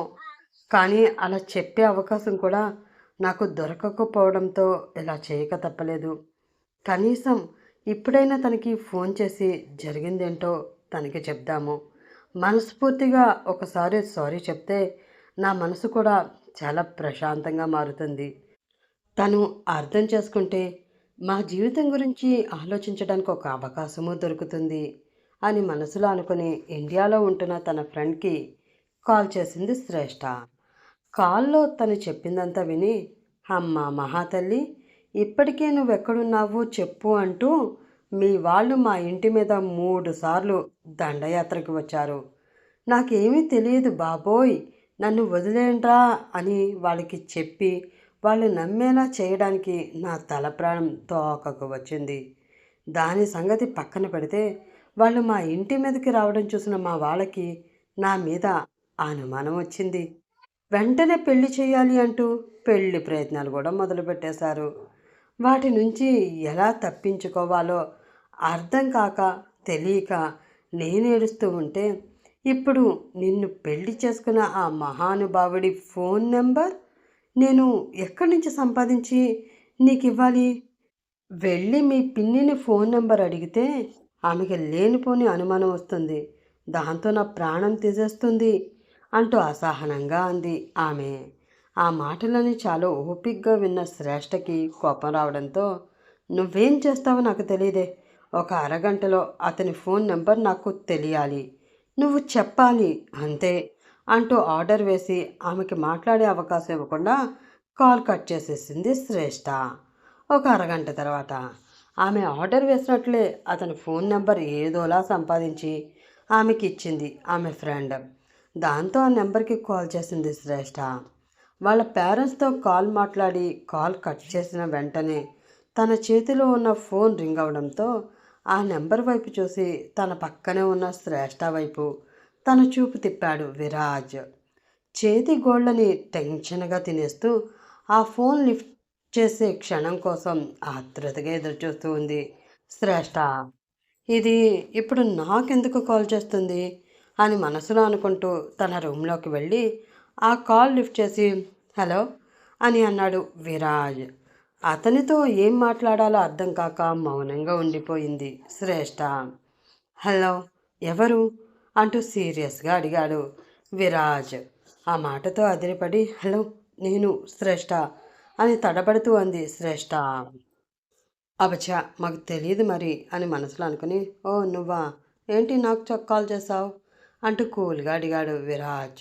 అది మీతో కొంచెం మాట్లాడాలి సార్, అందుకనే చేశాను అంది శ్రేష్ఠ. ఏం మాట్లాడాలి? నేను మీ నుంచి పారిపోయి చాలా సంతోషంగా ఉన్నాను. నన్ను వెతకొద్దు, వెతికి మీ టైం వేస్ట్ చేసుకోవద్దు, మీరు ఎంత వెతికినా నేను దొరకను అని చెప్పాలా అంటూ కోపంగా అడిగాడు విరాజ్. లేదు సార్, అసలు మీ నుంచి ఎందుకు పారిపోవలసి వచ్చిందో చెప్పాలి అంది ఆమె. హా, ఏం చెప్తావు? నాకు మీరంటే ఇష్టం లేదు, నేను ప్రేమించిన వాడు మరొకడున్నాడు, అతని కోసమే నేను పెళ్ళి అయిపోయినా సరే మీ నుంచి పారిపోయి వచ్చాను అని చెప్తావు. అంతకు మించి వేరే కారణాలు ఏముంటాయి నువ్వు పారిపోవడానికి? నీ నుంచి ఆ రీజన్ నేను వినాలి అని అస్సలు అనుకోవడం లేదు. కానీ ఒక్క ప్రశ్న మాత్రం అడుగుతాను, సూటిగా సమాధానం చెప్తావా అన్నాడు విరాజ్. అప్పటికే అతని మీద కోపం వస్తూ ఉండడంతో, "ఏంటి సార్ అది?" అని పళ్ళు కొరుకుతూ సీరియస్‌గా అంది శ్రేష్ఠ. "ప్రెజెంట్ నువ్వు నేను తాళి కట్టిన నా భార్యగానే ఉన్నావా? లేదా నేను కట్టిన ఆ తాళి పక్కన పడేసి, నీకు నచ్చిన వాడిని పెళ్లి చేసుకుని వాడితో హ్యాపీగా ఉన్నావా? తెలుసుకోవాలి అనుకుంటున్నాను." తలుపు చిన్నగా ఓపెన్ చేసి ఆ సందులోంచి ఆమె మొహంలో కనిపిస్తూ ఉన్న ఎక్స్ప్రెషన్స్ గమనిస్తూనే ఆతృతగా అడిగాడు విరాజ్. ఆ మాటతో శ్రేష్ఠ కళ్ళల్లో నీళ్లు తిరిగాయి. తన డ్రెస్ లోపల దాచి ఉంచిన తాళిని బయటికి తీసి దాని వైపు చూస్తూ, "నేను అందరిలాంటి అమ్మాయినే సార్. ఇష్టపడి కట్టించుకున్నా, ఇష్టం లేకుండా కట్టించుకున్నా, మీతో అయితే ఈ తాళి కట్టించుకున్నాను కదా! అప్పటి నుంచి మన బంధం ముడిపడిపోయింది. కానీ మా పిన్ని రాక్షసత్వం వల్ల ముడిపడిన ఈ బంధం నా జీవితాన్ని ఎక్కడ నాశనం చేసేస్తుందేమో అన్న భయంతో అక్కడి నుంచి పారిపోయి వచ్చాను. అంతే తప్ప మీరు కట్టిన ఈ తాళిని తెంచుకుని రాలేదు. ముందు తాళి తీయాలని అనుకున్నాను. కానీ ఎందుకో మనసు దాన్ని తీసుకోలేకపోయింది.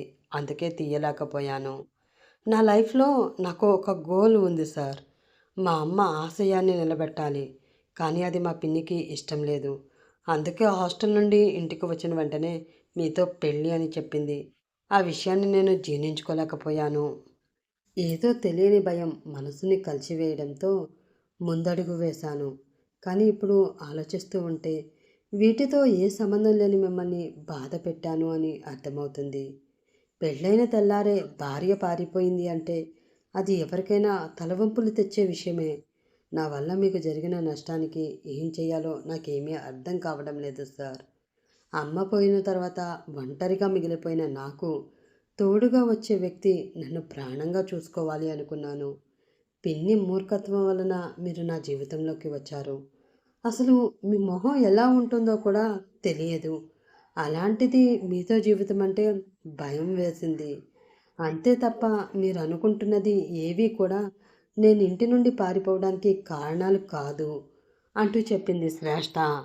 ఆమె మెడలో తాను కట్టిన తాళిని చూసిన వెంటనే విరాజ్ పెదవులు అందంగా విచ్చుకున్నాయి. ఆమె పారిపోవడానికి కారణం తెలిసిన తర్వాత ఆమె అంటే ఒక రకమైన ఫీలింగ్ మనసులో కలుగుతూ ఉంది. మనసులో ఉన్న ఆనందాన్ని మాటల్లో కనబడనివ్వకుండా కవర్ చేసుకుంటూ, ఇట్స్ ఓకే. నేను నా గురించి తప్ప ఈ సమాజం ఆహ్, వాళ్ళు అనే మాటల గురించి ఆలోచించే వ్యక్తిని కాదు. వద్దు అనుకుని వెళ్ళిపోయారు కదా! మీకు కావాలి అనుకున్న జీవితంలో అయినా హ్యాపీగా ఉండండి అని చెప్పి కాల్ కట్ చేశాడు అతను. ఆ మాటతో షాక్ అయింది శ్రేష్ఠ. ఇంత ఈజీగా ఒప్పుకునేవాడివి అయితే నీతో చెప్పే ఇంటి నుండి పారిపోయేదాన్ని కదరా! చెప్పకుండా పారిపోయి వచ్చి ఇన్ని రోజులు నిన్ను బాధ పెట్టాను అని నేను బాధపడి సరిగ్గా ఫుడ్ కూడా తినలేదు. ఇవాళ చాలా ఆకలిగా ఉంది. గట్టిగా కుమ్మేయాలి అని మనసులో ఫిక్స్ అయ్యి తన రూమ్లోకి వెళ్ళిన ఆమెకి వాట్సాప్లో ఒక మెసేజ్ వచ్చింది. అది తన ఫ్రెండ్ నుంచి వచ్చిన మెసేజ్ అవడంతో ఏం పంపిందబ్బా అనుకుంటూ ఆ మెసేజ్ ఓపెన్ చేసి చూసింది శ్రేష్ఠ. నువ్వొద్దు అని వదిలేసుకున్న నీ భర్తగారి దర్శనం చేసుకుంటావు అని అతని ఫోటో పంపిస్తున్నాను. ఎలా ఉన్నాడో చూసి చెప్పు అని రాసి ఉన్న మెసేజ్ కింద ఒక ఫోటో డౌన్లోడ్ అవుతూ కనిపించింది. అది చూసిన శ్రేష్ఠకి క్యూరియాసిటీగా అనిపించింది. నా భర్త ఫోటోనా అనుకుంటూ ఉంటేనే చాలా థ్రిల్లింగ్గా ఉంది ఆమె మనసుకి. ఎలా ఉంటాడో ఏంటో అని ఆమె ఆసక్తిగా చూస్తూ ఉండగా ఆ ఫోటో డౌన్లోడ్ అయి నవ్వుతూ ఉన్న విరాజ్ ఆమెకి దర్శనమిచ్చాడు. అంతేకాదు పక్కనే తను కూడా ఉంది. దానితో ఒక్క నిమిషం షాక్తో తల తిరిగిపోయింది పాపకి. అది తమ పెళ్లి ఫోటో అవడంతో అది నిజమని నమ్మక తప్పడం లేదు. ఏంటి ఆఫీస్లో బాస్నే నా మొగుడా అని అనుకుంటున్న వెంటనే క్షణం కూడా రూములో ఉండలేక బయటికి పరుగు తీసిన ఆమెకి బాల్కనీలో నిలబడి వైన్ తాగుతూ కనిపించాడు విరాజ్. అతన్ని అలా చూడగానే ఒక్కసారిగా టెన్షన్ వచ్చేసింది పాపకి. ఆ ఫోటోలో కనిపించింది నిజమా కాదా అని కన్ఫర్మ్ చేసుకోవడం కోసం ఆ నెంబర్‌కి మళ్ళీ డయల్ చేసి కొంచెం పక్కకి తప్పుకొని చూస్తూ ఉంది ఆమె. బాల్కనీ నుండి రూమ్‌లోకి వచ్చి రింగ్ అవుతున్న తన ఫోన్ వైపు చూసిన విరాజ్‌కి శ్రేష్ఠ నంబర్ స్క్రీన్‌పై కనిపించడంతో చిన్న చిరునవ్వు అతని పెదవులపైకి వచ్చింది. ఆ కాల్ లిఫ్ట్ చేసి, హలో, ఏంటి మళ్ళీ కాల్ చేసావు అంటూ సీరియస్గా అడిగాడు అతను. దానితో అతనే తన మొగుడు అని కన్ఫర్మ్ చేసుకుని ఆమె షాక్లో అలా చూస్తూ ఉండిపోయింది. హలో, ఉన్నావా అని అతను అరవడంతో ఆ ఫోన్ చెవి దగ్గర పెట్టుకుని, హా హా, ఉన్నా ఉన్నా, ఇందాక మీ పేరు అడగడం మర్చిపోయాను. అందుకే మళ్ళీ కాల్ చేశాను. ఏమనుకోకండి అంటూ కంగారుగా చెప్పేసింది శ్రేష్ఠ. ఓహో, పేరు కావాలా పాపా అని మనసులో అనుకుని కృష్ణ అంటూ చెప్పాడు విరాజ్. విరాజ్ కృష్ణ అని చిన్నగా పలికింది శ్రేష్ఠ. ఏంటి? ఆ మాట సరిగ్గా వినిపించకపోవడంతో అరిచినట్లు అడిగాడు విరాజ్. అదే కృష్ణ గారు, పేరు చాలా బాగుంది అంటున్నా అంతే అని ఆమె అనడంతో, ఎంత బాగుంటే ఏం లాభం, చేసుకున్న దానికైతే నచ్చలేదు కదా అన్నాడు విరాజ్. నచ్చలేదు అని ఎందుకు అనుకుంటున్నారు? నచ్చారు, చిన్నగా సిగ్గుపడుతూ చెప్పింది శ్రేష్ఠ. ఏంటి, నచ్చానా? అంటే నువ్వు నన్ను చూసావా? కొంచెం కంగారుగా అటు ఇటు చూస్తూ అడిగాడు విరాజ్. అతనికి కనిపించకుండా కొంచెం పక్కకి దాక్కుంటూ, లేదు లేదు, నేను మిమ్మల్ని చూడలేదు. నచ్చారు అంటే మీ పేరు నచ్చింది అంటున్నాను. అయినా మీరెక్కడో ఉన్నారు, నేను ఇంకెక్కడో ఉన్నాను. మిమ్మల్ని నేను ఎలా చూస్తాను చెప్పండి? చిన్న చిరునవ్వుతో అంది శ్రేష్ఠ. నా పక్కనే ఉన్నావే తింగర్ బుచ్చి అని మనసులో అనుకుని, సర్లే, నాకు అర్జెంట్ వర్క్ ఉంది, నువ్వు కాల్ కట్ చేస్తే అది చేసుకుంటాను అన్నాడు విరాజ్. వర్క్ ఉందా? ఏంటి బాబు అది? ఫుల్గా తాగడమే కదా అని మనసులో అనుకుని, అలాగే సార్, మీరు మీ వర్క్ చేసుకోండి, నేను నా వర్క్ చేసుకుంటాను అని చెప్పి కాల్ కట్ చేసింది శ్రేష్ఠ. చిన్నగా నవ్వుకుంటూ కట్ అయిన ఆ కాల్ వైపు చూసి, లవ్ యూ శ్రేష్ఠ అని చెప్పాడు విరాజ్. ఆ మాట సూటిగా శ్రేష్ఠ గుండెల్లో దిగింది. పక్కనే పెళ్ళాన్ని పెట్టుకుని ఫోన్కి చెప్తావేంట్రా బాబు? నేను ఆ రోజు తొందరపడి అక్కడి నుంచి పారిపోకుండా ఉండి ఉంటే నీతో ఇప్పుడు హనీమూన్కి ఇక్కడికి వచ్చేదాన్ని. కానీ కర్మ చూసావా, నీకు పిఏగా వచ్చాను. పోనీలే, ఇలా అయినా నువ్వేంటో, నీ మనసేంటో, నీ మనసులో నా స్థానమేంటో తెలుసుకునే అవకాశం ఉంటుంది. చూద్దాం. నువ్వు నన్ను ఎంతగా ప్రేమిస్తున్నావో తెలుసుకున్న తర్వాతే నేను నీ ముందు ఓపెన్ అవుతాను అని మనసులో అనుకుని, సార్ అంటూ అరుస్తూ డోర్పై చిన్నగా కొట్టింది శ్రేష్ఠ. ఆమె మాట వినిపించడంతో కంగారుగా ఆ ఫోన్ పక్కన పెట్టేస్తూ, ఎవరు అని విసుగ్గా అన్నాడు విరాజ్. నేను సార్, మీ పిఏని, లోపలికి రావచ్చా అంటూ పర్మిషన్ అడిగింది శ్రేష్ఠ. పర్మిషన్ లేకుండా నా జీవితంలోకి వచ్చి పర్మిషన్ లేకుండానే నా జీవితం నుంచి వెళ్ళిపోయావు. అలాంటిది తొక్కలో గదిలోకి రావడానికి పర్మిషన్ ఎందుకు అని మనసులో అనుకుని, రావచ్చు, కానీ ఈ ఇంట్లో నేను ఒక్కడనే ఉన్నాను. ప్రాబ్లం లేదు అనుకుంటే రా, నాకేం ప్రాబ్లం లేదు అంటూ చెప్పాడు విరాజ్. ఆ మాటకి శ్రేష్ఠకి నవ్వొచ్చింది. పెళ్ళి తర్వాత పారిపోయి వచ్చిన పెళ్ళాం కొన్ని రోజులకి కళ్ళ ముందు కనిపించినా కూడా కూల్గా ఉన్నావే తప్ప ఏమీ చేయలేదు. అలాంటిది నువ్వు ఇప్పుడు ఏదో చేసేస్తావు అంటే నమ్మడం ఎలా బాస్? కొంచెం కష్టమే కదా అని మనసులో అనుకుని లోపలికి వచ్చి, గుడ్ ఈవినింగ్ సార్ అంటూ చెప్పింది ఆమె. ఆమెని పైనుంచి కింద వరకు ఒక్కసారి చూసి, ఏంటి ఇలా వచ్చావు అంటూ తన చేతిలో ఉన్న వైన్ సిప్ చేస్తూనే అడిగాడు అతను. మీరు చేసిన హెల్ప్కి థ్యాంక్స్ చెప్దాము అని వచ్చాను సార్. ఏ, ఈ టైంలో వచ్చి మిమ్మల్ని ఏమైనా డిస్టర్బ్ చేశానా సార్ అంటూ వయ్యారాలు పోతూ అమాయకంగా అడిగింది శ్రేష్ఠ. డిస్టర్బెన్స్ ఏమీ లేదులే, కూర్చో, నాకు బోర్గా ఉంది అని అతను అనడంతో అతనికి ఎదురుగా ఉన్న సోఫాలో కూర్చుని, thank you so much sir. ఇలా మీ కంపెనీలో పనిచేస్తున్న ఇండియన్స్కి మీరు ఇంత ప్రత్యేక స్థానం ఇవ్వడం నాకు చాలా చాలా చాలా సంతోషంగా ఉంది సార్. కంపెనీలో అందరినీ నేను అడిగాను. వాళ్ళకి కూడా మీరు ఇలానే ఫ్లాట్స్ ఇచ్చి మరీ ఎంకరేజ్ చేసుకోయారు, ఆదుకున్నారు అని చెప్పారు అని శ్రేష్ఠ అనడంతో ఒక్కసారిగా పొరబోయింది విరాజ్కి. నేను ఇప్పటి వరకు ఎవరికి ఇలా ఫ్లాట్ ఇవ్వలేదు కదా, మరి ఇదేంటి ఇలా ఉంటుంది? వాళ్ళు ఏమైనా అబద్ధం చెప్పారా, లేదా ఇది నిజం తెలుసుకుని ఇదే కావాలని నాతో ఇలా చెప్తుందా అని మనసులో అనుకుంటూ కొంచెం ఇబ్బందిగా నవ్వాడు అతను. వెటకారంగా ఒక నవ్వు నవ్వుతూ, ఒప్పుకోవచ్చు కదరా, అందరికీ నేనెందుకు ఇస్తాను, నువ్వు నా పెళ్ళం కాబట్టి ఇచ్చాను అని. ఎందుకు మనసులో ఇష్టం దాచుకుని పైకి మాత్రమే ఎవరో తెలియనట్లు అలా నటిస్తున్నావు అని మనసులో అనుకుని, బాగుంది సార్, మీ ఫ్లాట్ చాలా బాగుంది, ప్రతిదీ చాలా నీట్గా అమర్చుకున్నారు, టేస్ట్ మొత్తం మీదేనా, లేదా మీ వైఫ్ హెల్ప్ ఏమైనా చేశారా అంటూ ఏమీ తెలియనట్లు ఆ ఫ్లాట్ మొత్తం చూస్తూ అడిగింది శ్రేష్ఠ. నా పెళ్ళానివి నువ్వే కదే, నీకు నా నుంచి పారిపోవడానికి టైం ఉంటుంది కానీ నాకు హెల్ప్ చేయడానికి టైం ఎక్కడుంటుంది నా బొంద అని మనసులో అనుకుని, లేదు, ఇదంతా నేనే చేసుకున్నాను, నా వైఫ్కి అంత ఫ్రీ టైం ఉండదులే, తను చాలా బిజీ పర్సన్ అన్నాడు అతను.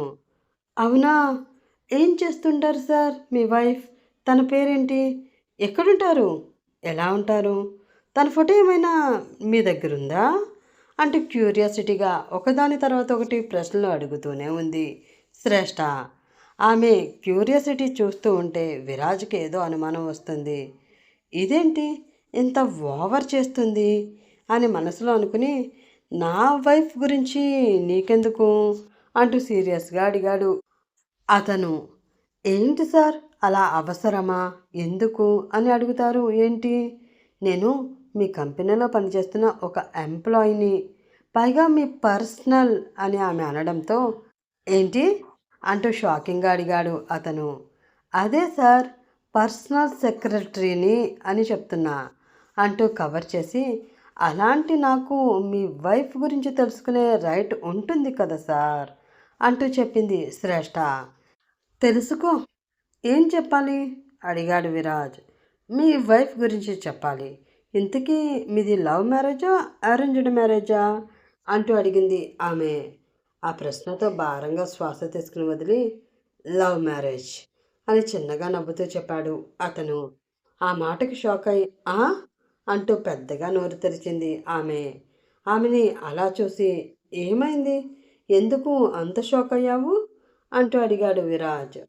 ఆహా, ఏమీ లేదు సార్, మీరు చాలా సీరియస్గా ఉంటారు కదా, మీకు లవ్ చేయడం కూడా వచ్చా అని చిన్న డౌట్, అందుకే అంత షాక్ అయ్యాను. నా అంచనా ప్రకారం తనే మిమ్మల్ని లవ్ చేసిందేమో కదా, తనే ప్రపోజ్ చేసిందేమో కదా అని అడుగుతూనే మనసులో మాత్రం కోతలు కోస్తున్నాడు. ఇప్పుడు ఖచ్చితంగా నేనే తన వెంట పడి మరీ పెళ్లి చేసుకున్నాను అని చెప్తాడు ఇడియట్ అని మనసులో అనుకుంది ఆమె. ఏ, సీరియస్గా ఉన్నవాళ్ళు లవ్ చేయకూడదు అని ఎక్కడా రాసిపెట్టి లేదు కదా మిస్ శ్రేష్ఠ. నిజం చెప్పాలి అంటే నాలో నాలా సీరియస్గా ఉండేవాళ్ళే సిన్సియర్గా లవ్ చేస్తారు అంటూ చెప్పాడు విరాజ్. ఆ మాట విని షాక్ అయి, అంటే మీరే తనని లవ్ చేశారా అంటూ అడిగింది శ్రేష్ఠ. అవును అంటూ తల ఊపాడు విరాజ్. మరి తను అని అడిగింది ఆమె. లేదు, అసలు తనకి నేను లవ్ చేసిన విషయమే తెలీదు, అందుకే నన్ను వదిలేసి దూరంగా వెళ్ళిపోయింది బాధగా చెప్పాడు విరాజ్. ఏం జరిగింది అసలు, మీరు తనని లవ్ చేసిన విషయం తనకెందుకు చెప్పలేదు, ఏదో తెలియని బాధ మనసులో కలుగుతూ ఉండడంతో అతని వైపు సూటిగా చూస్తూ అడిగింది శ్రేష్ఠ. చెప్పే సందర్భం రాలేదు, తీరా సందర్భం వచ్చేసరికి తను నాకు దగ్గరగా లేకుండా వెళ్ళిపోయింది. చాలా ఎక్స్‌పెక్ట్ చేశాను. మా ఫస్ట్ నైట్ రోజు తనకి ప్రపోజ్ చేయాలి అని. చాలా పెద్ద సర్ప్రైజ్ తన కోసం ఏర్పాటు చేశాను. బట్ అవేమీ తను చూడకుండానే, తెలుసుకోకుండానే నేను వద్దు అనుకుని వెళ్ళిపోయింది. ఆ క్షణం చాలా బాధ కలిగింది. ఇదిగో ఇక్కడ ఎవరో కత్తితో పొడిచినంత నొప్పి అని తన గుండె మీద చెయ్యి వేసుకుని చెప్తున్న విరాజ్ కళ్ళల్లో నీళ్లు తిరిగిపోతున్నాయి. అది చూసిన శ్రేష్టకి కూడా మనసంతా పిండేసినంత బాధ కలిగింది. కళ్ళల్లో నీళ్లు చేరిపోతున్నాయి. వెంటనే అతన్ని తన దగ్గరికి తీసుకుని, నేను ఎక్కడికి వెళ్ళలేదు విరాజ్. ఎప్పటికీ నీ భార్యగా నీతోనే ఉంటాను అని చెప్పాలనిపించింది. కానీ అలా చెప్పకుండా అతనికి దూరంగానే ఉంటూ, అసలు మీ లవ్ స్టోరీ ఏంటి సార్? నాకు తెలుసుకోవాలని ఉంది. చెప్తారా? అంటూ అడిగింది శ్రేష్ఠ. ఆ మాటకి "ఉమ్" అని చిన్నగా తల ఊపి ఆ వైన్ గ్లాస్ తీసుకుని బాల్కనీలోకి వెళుతూ ఉన్నాడు అతను. అతనే ఫాలో అయింది ఆమె. Viraj group of companies. ఇండియాలో చాలా పెద్ద కంపెనీ మాది. ప్రతి సంవత్సరం బాగా చదువుకుని ఏదో ఒకటి సాధించాలి అని ఆరాటపడుతూ నెంబర్ 1 స్థానంలో నిలబడే విద్యార్థులను సెలెక్ట్ చేసుకుని వాళ్ళకి స్పాన్సర్ చేస్తూ వాళ్ళ స్కిల్స్ని బట్టి ఎడ్యుకేషన్ కంప్లీట్ అయ్యాక మా కంపెనీలోనే జాబ్స్ ఇస్తూ ఉంటాము. ఆ క్రమంలోనే ఒకసారి ఒక స్టూడెంట్ని హైర్ చేసుకున్నాను. తను బిజినెస్ పట్ల చూపించిన ఆసక్తి, ఆమె స్కిల్స్ నాకు చాలా బాగా నచ్చాయి. నా కంపెనీలోనే జాబ్ ఇద్దామనుకున్నాను. కానీ తను ఆ జాబ్ చేయడానికి ఒప్పుకోలేదు. వాళ్ళ మదర్ కంపెనీ టేకప్ చేసి నష్టంలోకి వెళ్ళిపోతూ ఉన్న దాన్ని కాపాడుకోవాలి, వాళ్ళ అమ్మ ఆశయాన్ని నిలబెట్టాలి అని చెప్పింది. ఆ వయసులోనే అంత పట్టుదలతో తల్లి కోరికని నెరవేర్చాలి అన్న సంకల్పంతో ముందుకు వెళుతున్న ఆ అమ్మాయి పట్ల ఒక పాజిటివ్ ఫీలింగ్ నా మనసులో కలిగింది. వెంటనే తనని చూడడానికి వాళ్ళ కాలేజీకి వెళ్ళాను అంటూ ఆ రోజు జరిగిన సంఘటనని గుర్తు తెచ్చుకున్నాడు విరాజ్. ఆ అమ్మాయి క్లాస్ రూమ్లో ఉంది అని తెలియడంతో ఆమెను కలవడం కోసం వెళుతూ ఉన్నాడు విరాజ్. అదే సమయంలో క్లాస్ రూమ్ నుండి బయటకు వస్తూ ఉంది శ్రేష్ఠ. అలా వెళుతున్న ఇద్దరూ కూడా చూసుకోకుండా ఒకరికి ఒకరు డాష్ ఇచ్చుకున్నారు. అతనికి డాష్ ఇచ్చి వెనక్కి పడబోతూ ఉన్న ఆమె పడకుండా పట్టుకున్నాడు విరాజ్. దానితో అతని వైపు అలా చూస్తూ ఉండిపోయింది ఆమె. విశాలమైన నుదురు, చక్రాల్లాంటి కళ్ళు, సన్ననైన పెదవులు, పాల మీగడ లాంటి చెక్కిలి. ఎంత అందంగా ఉంది! ఇంత అందమైన కుందనాల బొమ్మ నా జీవితంలోకి వస్తే ఎంత బాగుంటుంది అన్న ఫీలింగ్ నా మనసులో రన్ అవుతూ ఉండగా, ఎక్స్క్యూజ్ మీ సార్, కొంచెం సరిగ్గా నిలబడతారా అంటూ వచ్చాయి ఆమె నోటి నుండి తేనెలు ఉలికే పలుకులు. ఆ క్షణం ఫిక్స్ అయిపోయాను. ఏది ఏమైనా సరే తనతోనే నా జీవితమని. నా మనసులో ఆమె రూపం అలా ముద్రించుకుపోయింది. ఆమెతో నా జీవితం చాలా బాగుంటుంది అని మనసుకి అనిపించడంతో వెంటనే ఆమె డీటెయిల్స్ కనుక్కున్నాను. నేను కలవడానికి వచ్చింది తననే అని అర్థమైంది. దానితో వారి పేరెంట్స్ని కలిసి మాట్లాడాలి అనుకున్నాను.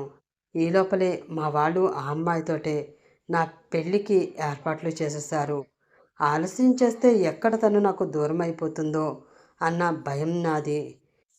ఇప్పుడు తను నా భార్య అయ్యింది. ఐ ఫీల్ వెరీ హ్యాపీ అంటూ చెప్పాడు Viraj. Very sweet love story. Miss అయిపోయాను. కొంచెం కూడా అనుమానం వచ్చి చావలేదు ఈ మట్టి బుర్రకి. చిన్నగా అంది శ్రేష్ఠ. ఏంటి? ఆమె వైపు నొసలు ముడిచి చూస్తూ అడిగాడు విరాజ్. ఏమీ లేదు సార్, నా జీవితంలో కూడా ఇలాంటి మంచి లవ్ స్టోరీ లేదు అని ఫీల్ అవుతున్నాను అంతే అని దిగులుగా చెప్పింది శ్రేష్ఠ. ఎందుకలా అనుకుంటున్నారు? మీ వారు మిమ్మల్ని ప్రేమించడం లేదా అంటూ అడిగాడు విరాజ్. ఆ మాటతో దీర్ఘంగా శ్వాస తీసుకుంటూ, వాడొక సాడిస్ట్ వెధవ సార్ అని ఆమె ఒక్కసారిగా అనడంతో ఆమె వైపు చాలా కోపంగా చూశాడు అతను. ఆ చూపు చూసి మనసులోనే చిన్నగా నవ్వుకుని, పెళ్ళయింది మొదలు ఏదో ఒక రకంగా నన్ను టార్చర్ పెడుతూనే ఉన్నాడు. నవ్వినా తప్పు, తుమ్మినా తప్పు, మాట్లాడినా తప్పు, చివరికి వాడికి ముద్దు పెట్టినా కూడా తప్పు అంటే నేను ఏం చేసేది సార్? నేనేమైనా పక్కింటి వాడికా ముద్దు పెట్టింది? వాడికే కదా! దానికే పెద్ద రచ్చ చేసి అందరి ముందు పంచాయతీ పెట్టాడు.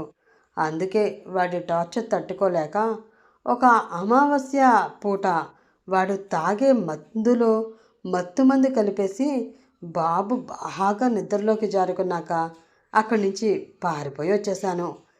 తీరా వచ్చిన తర్వాత వాడు లేకుండా ఉండడం ఎంత కష్టమో అర్థమవుతుంది సార్ అంటూ మెడలో ఉన్న తాళి తీసుకుని కళ్ళకి అద్దుకుంటూ, ఏం చేసినా, ఎంత తిట్టినా, ఎంత కొట్టినా పతియే ప్రత్యక్ష దైవం అంటారు. ఆ మాట వెనక ఉన్న అర్థం ఏమిటో ఇక్కడికి వచ్చిన తర్వాత అర్థమవుతుంది సార్. మొగుడికి దూరంగా ఉన్న మనసు తట్టుకోలేకపోతుంది సార్. ముఖ్యంగా రాత్రుళ్ళు చాలా కష్టంగా గడుస్తున్నాయి అంది శ్రేష్ఠ. ఆ మాటతో ఆమె వైపు ఆశ్చర్యంగా చూస్తూ, నువ్వు అంతలా అల్లాడిపోవడానికి మన మధ్య రొమాన్స్ ఏం జరిగింది? అసలు నా మొహం కూడా నీకు తెలియదు కదా! అలాంటిది మరీ ఇంత ఓవర్ యాక్షనా? అని అతను మనసులో అనుకుంటూ ఉన్నాడు. అయినా పెళ్ళైన మా ఆడవాళ్ళ కష్టాలు మీలాంటి మగవాళ్ళకి ఏం తెలుస్తుందిలే సార్. మీరు తాగుతూ మీ వైఫ్తో గడిపిన మధుర క్షణాలని గుర్తు తెచ్చుకుంటూ హాయిగా పడుకోండి. ఇంతకు మించి పరాయి మగవాడి గదిలో ఒక పరాయి ఆడది ఉంటే చూసిన కుళ్ళుబోతు జనం అపార్థం చేసుకుంటారు. ఇంక నేను వస్తాను. గుడ్ నైట్ సార్ అంటూ అక్కడి నుంచి వెళుతూ ఏదో గుర్తు రావడంతో అతని వైపు తిరిగి, సార్, నా పేరు మిస్ శ్రేష్ఠ కాదు సార్, మిసెస్ శ్రేష్ఠ కృష్ణ, గుర్తుపెట్టుకోండి అని చెప్పి చిలిపిగా నవ్వుతూ అక్కడి నుంచి వెళ్ళిపోయింది శ్రేష్ఠ. వెళుతున్న ఆమె వైపు చూస్తూ ఉన్న విరాజ్కి మనసులో ఉన్న అనుమానం మరింత దృఢపడింది. డౌట్ లేదు, దీనికి నేను ఎవరో తెలిసిపోయింది. అందుకే అంతలా వయ్యారాలు పోతూ నా ముందు ఓ తెగ ఓవర్ యాక్షన్ చేసేస్తుంది. చూస్తా దీని యాక్షన్ ఏంటో, దాని వెనక ఉన్న ఆ ఓవర్ యాక్షన్ ఏంటో మొత్తం తేలుస్తా అని మనసులో అనుకుని చిన్నగా నవ్వుకున్నాడు విరాజ్. ఆ రోజు రాత్రి ఇద్దరికీ కూడా సరిగా నిద్ర పట్టలేదు. ఒకరి ఊహలతో ఒకరు కాపురం చేస్తూ మురిసిపోతూ నిద్రలేని రాత్రిని ఇద్దరూ గడిపేశారు. నెక్స్ట్ డే మార్నింగ్ ఆఫీస్కి రెడీ అయిన విరాజ్ తన రూమ్ నుండి బయటికి వచ్చి వెళుతూ పక్కనే ఉన్న రూమ్ వైపు చూశాడు. ఆ రూమ్ ఇంకా క్లోజ్ చేసే ఉంది. ఏంటి, మేడం గారు ఈ టైంకి బయటికి వెళ్ళిపోవాలి కదా, ఆఫీస్కి టైం అవుతుంది కదా, అయినా కూడా డోర్ వేసుకుని లోపల ఏం చేస్తున్నారు అని మనసులో అనుకుంటూ ఒక 2 మినిట్స్ అక్కడే ఆమె వస్తుందేమో అని ఆమె కోసం వెయిట్ చేశాడు అతను. అయినా కూడా శ్రేష్ఠ బయటికి రాకపోవడంతో, సర్లే ఏదో పనిలో ఉండి ఉంటుంది, తనే వస్తుంది అనుకుని ఆఫీస్కి స్టార్ట్ అయిపోయాడు విరాజ్. తను వెళ్ళిన అరగంట దాటినా కూడా శ్రేష్ఠ ఆఫీస్కి రాలేదు. ఆమె కోసం ఎదురు చూస్తూ ఉన్న అతనికి ఆమె ఎంతకీ రాకపోవడంతో విసుగు వచ్చింది. వెంటనే తన ఫోన్ తీసుకుని ఆమెకి కాల్ చేయబోయి, ఆహా ఇది కాదు, పర్సనల్ నెంబర్ నుంచి చేద్దాం అని మనసులో అనుకుని ఆ ఫోన్ పక్కన పెట్టేసి తన పర్సనల్ ఫోన్ నుంచి ఆమెకి కాల్ చేశాడు అతను. రింగ్ అవుతున్న తన ఫోన్ వైపు చూసి, బాస్ గారికి పొద్దునుంచి నా దర్శనం కాకపోవడంతో పిచ్చెక్కిపోతున్నట్లుంది, అందుకే మొగుడుగా కాల్ చేస్తున్నాడు. ఒకసారి బాస్కి కనిపించి హాయ్ చెప్పి వచ్చి ఆ తర్వాత మొగుడి గారి కాల్కి రిప్లై ఇద్దాం అని మనసులో అనుకుని చిన్నగా నవ్వుకుంటూ ఆ కాల్ కట్ చేసి అతని క్యాబిన్ వైపు వెళుతూ ఉంది ఆమె కాల్ లిఫ్ట్ చేయకపోవడంతో, అసలు ఏం పెత్తనాలు చేస్తుంది ఈవిడ గారు, కాల్ కూడా లిఫ్ట్ చేసేంత తీరికలేదా మేడం గారికి అని విరాజ్ మనసులో అనుకుంటూ ఉండగా, ఎక్స్క్యూజ్ మీ సో అంటూ ఒక అందమైన వాయిస్ వినిపించింది. ఆ వాయిస్ ఎవరిదో ఇట్టే గుర్తుపట్టిన విరాజ్ వెంటనే తన చేతిలో ఉన్న ఫోన్ కింద ఉన్న డెస్క్లో పెట్టి నార్మల్గా కూర్చుంటూ ఎస్ కమింగ్ అని సీరియస్గా అన్నాడు. ఆ వెంటనే లోపలికి వచ్చి గుడ్ మార్నింగ్ సార్ అంటూ నవ్వుతూ పలకరించింది ఆమె. హా, గుడ్ మార్నింగ్ అంటూ తల ఎత్తి ఆమెను చూసిన విరాజ్ ఒక్కసారిగా షాక్ అయ్యాడు. వన్ పీస్ డ్రెస్లో చాలా హాట్గా రెడీ అయి ఉన్న ఆమెను చూసి, ఏ ఏంటి డ్రెస్, ఫ్యాషన్ షోకి కానీ వెళ్ళి అటు నుంచి టైం లేదు అని ఇటు వస్తున్నావా ఏంటి, ఇలాంటి డ్రెస్ వేసుకుని ఆఫీస్కి వచ్చావు, కొంచెం కోపంగా అడిగాడు అతను. అతని నుంచి ఆ రియాక్షన్ ముందుగానే ఎక్స్పెక్ట్ చేసిన శ్రేష్ఠ మనసులో చిన్నగా నవ్వుకుని, అయ్యో లేదు సార్, ఆఫీస్కనే ఇలా రెడీ అయి వచ్చాను. సారీలో నార్మల్గా వస్తే మీకు నచ్చడం లేదు కదా, అందుకే ఇలా స్పెషల్గా వస్తే నచ్చుతానేమో అని ట్రై చేశాను. ఎలా ఉంది, నచ్చానా అంటూ క్యూరియాసిటీగా అడిగింది ఆమె.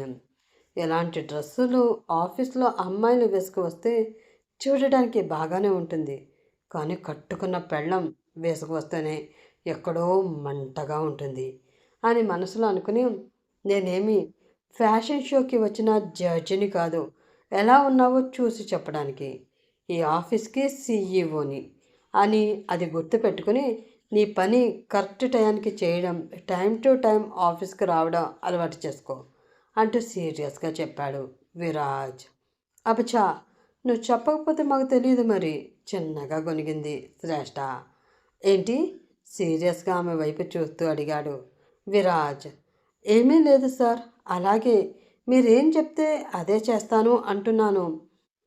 నేను వెళ్ళి నా వర్క్ చేసుకుంటాను సార్, ఏమైనా అవసరం ఉంటే పిలవండి, చిటికలో వచ్చేస్తాను అని చెప్పి చిన్న చిరునవ్వుతో అతని వైపు ఒక్కసారి చూసి బయటికి వెళుతూ ఉంది శ్రేష్ఠ.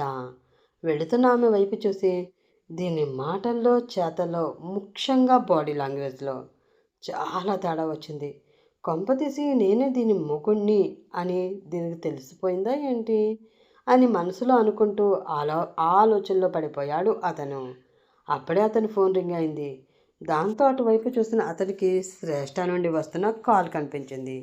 ఇప్పుడే కదా వెళ్ళింది, అప్పుడే ఏం డౌట్ వచ్చి తగలడింది, ఏంటి కాల్ చేస్తుంది అని అనుకుంటూ ఆ కాల్ లిఫ్ట్ చేసి, హా చెప్పు, ఇప్పుడే కదా మాట్లాడావు, మళ్ళీ ఏమైంది అంటూ అడిగాడు విరాజ్.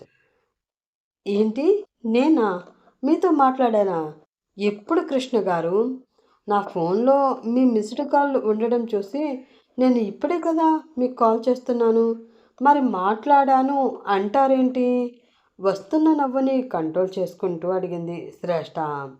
దాంతో అనుమానంగా ఆ ఫోన్ వైపు చూసిన అతనికి అది తన పర్సనల్ నెంబర్ అని అర్థమవడంతో ఆ ఫోన్ తోటే తన తలపై కొట్టుకుంటూ, అంటే నేను మీకు కాల్ చేశాను కదా, అప్పుడు నువ్వు లిఫ్ట్ చేయలేదు, కానీ నువ్వు నాతో మాట్లాడేసావేమో అన్న ఫీలింగ్లో నేను ఉండిపోయాను, అందుకే అలా అన్నాను అంతే అంటూ కవర్ చేశాడు విరాజ్.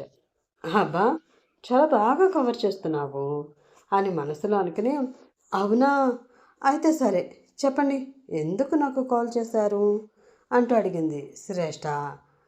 ఎందుకు చేశాను అంటే అని ఏం చెప్పాలో అర్థం కాక ఒక నిమిషం తలగొక్కుని, హా, ఎలా ఉన్నావో ఏంటో అడుగుదాము అని చేశాను అన్నాడు విరాజ్. అయ్యో, మీరు మరేను అండి, రాత్రి కదా కాల్ చేశారు, తెల్లవారేసరికి ఏమైపోతాను, రాత్రి ఎలా ఉన్నాను ఇప్పుడు అలానే ఉన్నాను ప్రేమగా చెప్పింది శ్రేష్ఠ. ఏమీ కావులే, కానీ చాలా దూరంగా ఉన్నావు కదా, పైగా ఒక్కదానివే ఒంటరిగా ఉంటున్నావు, నీకు అంతా అక్కడ బాగానే ఉందో లేదో తెలుసుకోవాల్సిన బాధ్యత నాదే కదా అన్నాడు విరాజ్. పక్కనే ఉండి చూసుకుంటున్నావు కదరా, అంత దూరం నుంచి ఇంత దూరం వచ్చావు, నువ్వు నాతో ఉండగా నాకు ఏమవుతుంది అని మనసులో అనుకుని, మీరు ఉన్నారు కదండి, నీ మనసులో నేనున్నంత వరకు నాకేమీ కాదు చెప్పింది శ్రేష్ఠ. వద్దు అనుకునే కదా వెళ్ళిపోయావు, ఇంకా మనసులో ఎందుకుంటావు, కళ్ళ ముందు కనిపించడానికి ఇష్టపడని నువ్వు ఇంకా మనసులో ఉండడానికి మాత్రం ఇష్టపడతావా, నేను తీసేయడానికే ప్రయత్నిస్తున్నాను, త్వరలోనే తీసేస్తాను కూడా, ఈలోగా నువ్వు కూడా నిన్ను ప్రేమగా చూసుకునే వాళ్ళని చూసుకుంటే బాగుంటుంది అంటూ చెప్పాడు విరాజ్. ఆ మాటకి చిన్నగా నవ్వి, అది మీ వల్ల కాదు అంది శ్రేష్ఠ. ఏ, ఎందుకు కాదు అడిగాడు విరాజ్. ఒకసారి మనసులో పెట్టుకున్న తర్వాత తీసేయడం అంత ఈజీ కాదు సార్. అయినా మీ ప్రేమ గురించి తెలియక నేను మీ నుంచి దూరమయ్యాను తప్ప, తెలిసి ఉండి ఉంటే ఈ రాంగ్ స్టెప్ అసలు ఎప్పటికీ తీసుకునేదాన్నే కాదు. మనుషుల మధ్య ఎంత దూరం ఉన్నా మనసుల మధ్య అయితే అస్సలు దూరమే లేదు. పైగా మన మధ్య పవిత్రమైన వివాహ బంధం ఉంది. ఆ రెండిటిని మనం కాదు అనుకునే ఒకరిని ఒకరు మర్చిపోవాలి అనుకున్నా మన తలరాత మనల్ని మర్చిపోనివ్వదు. ఎప్పటికైనా ఒకటి చేసి తీరుతుంది అంది శ్రేష్ఠ.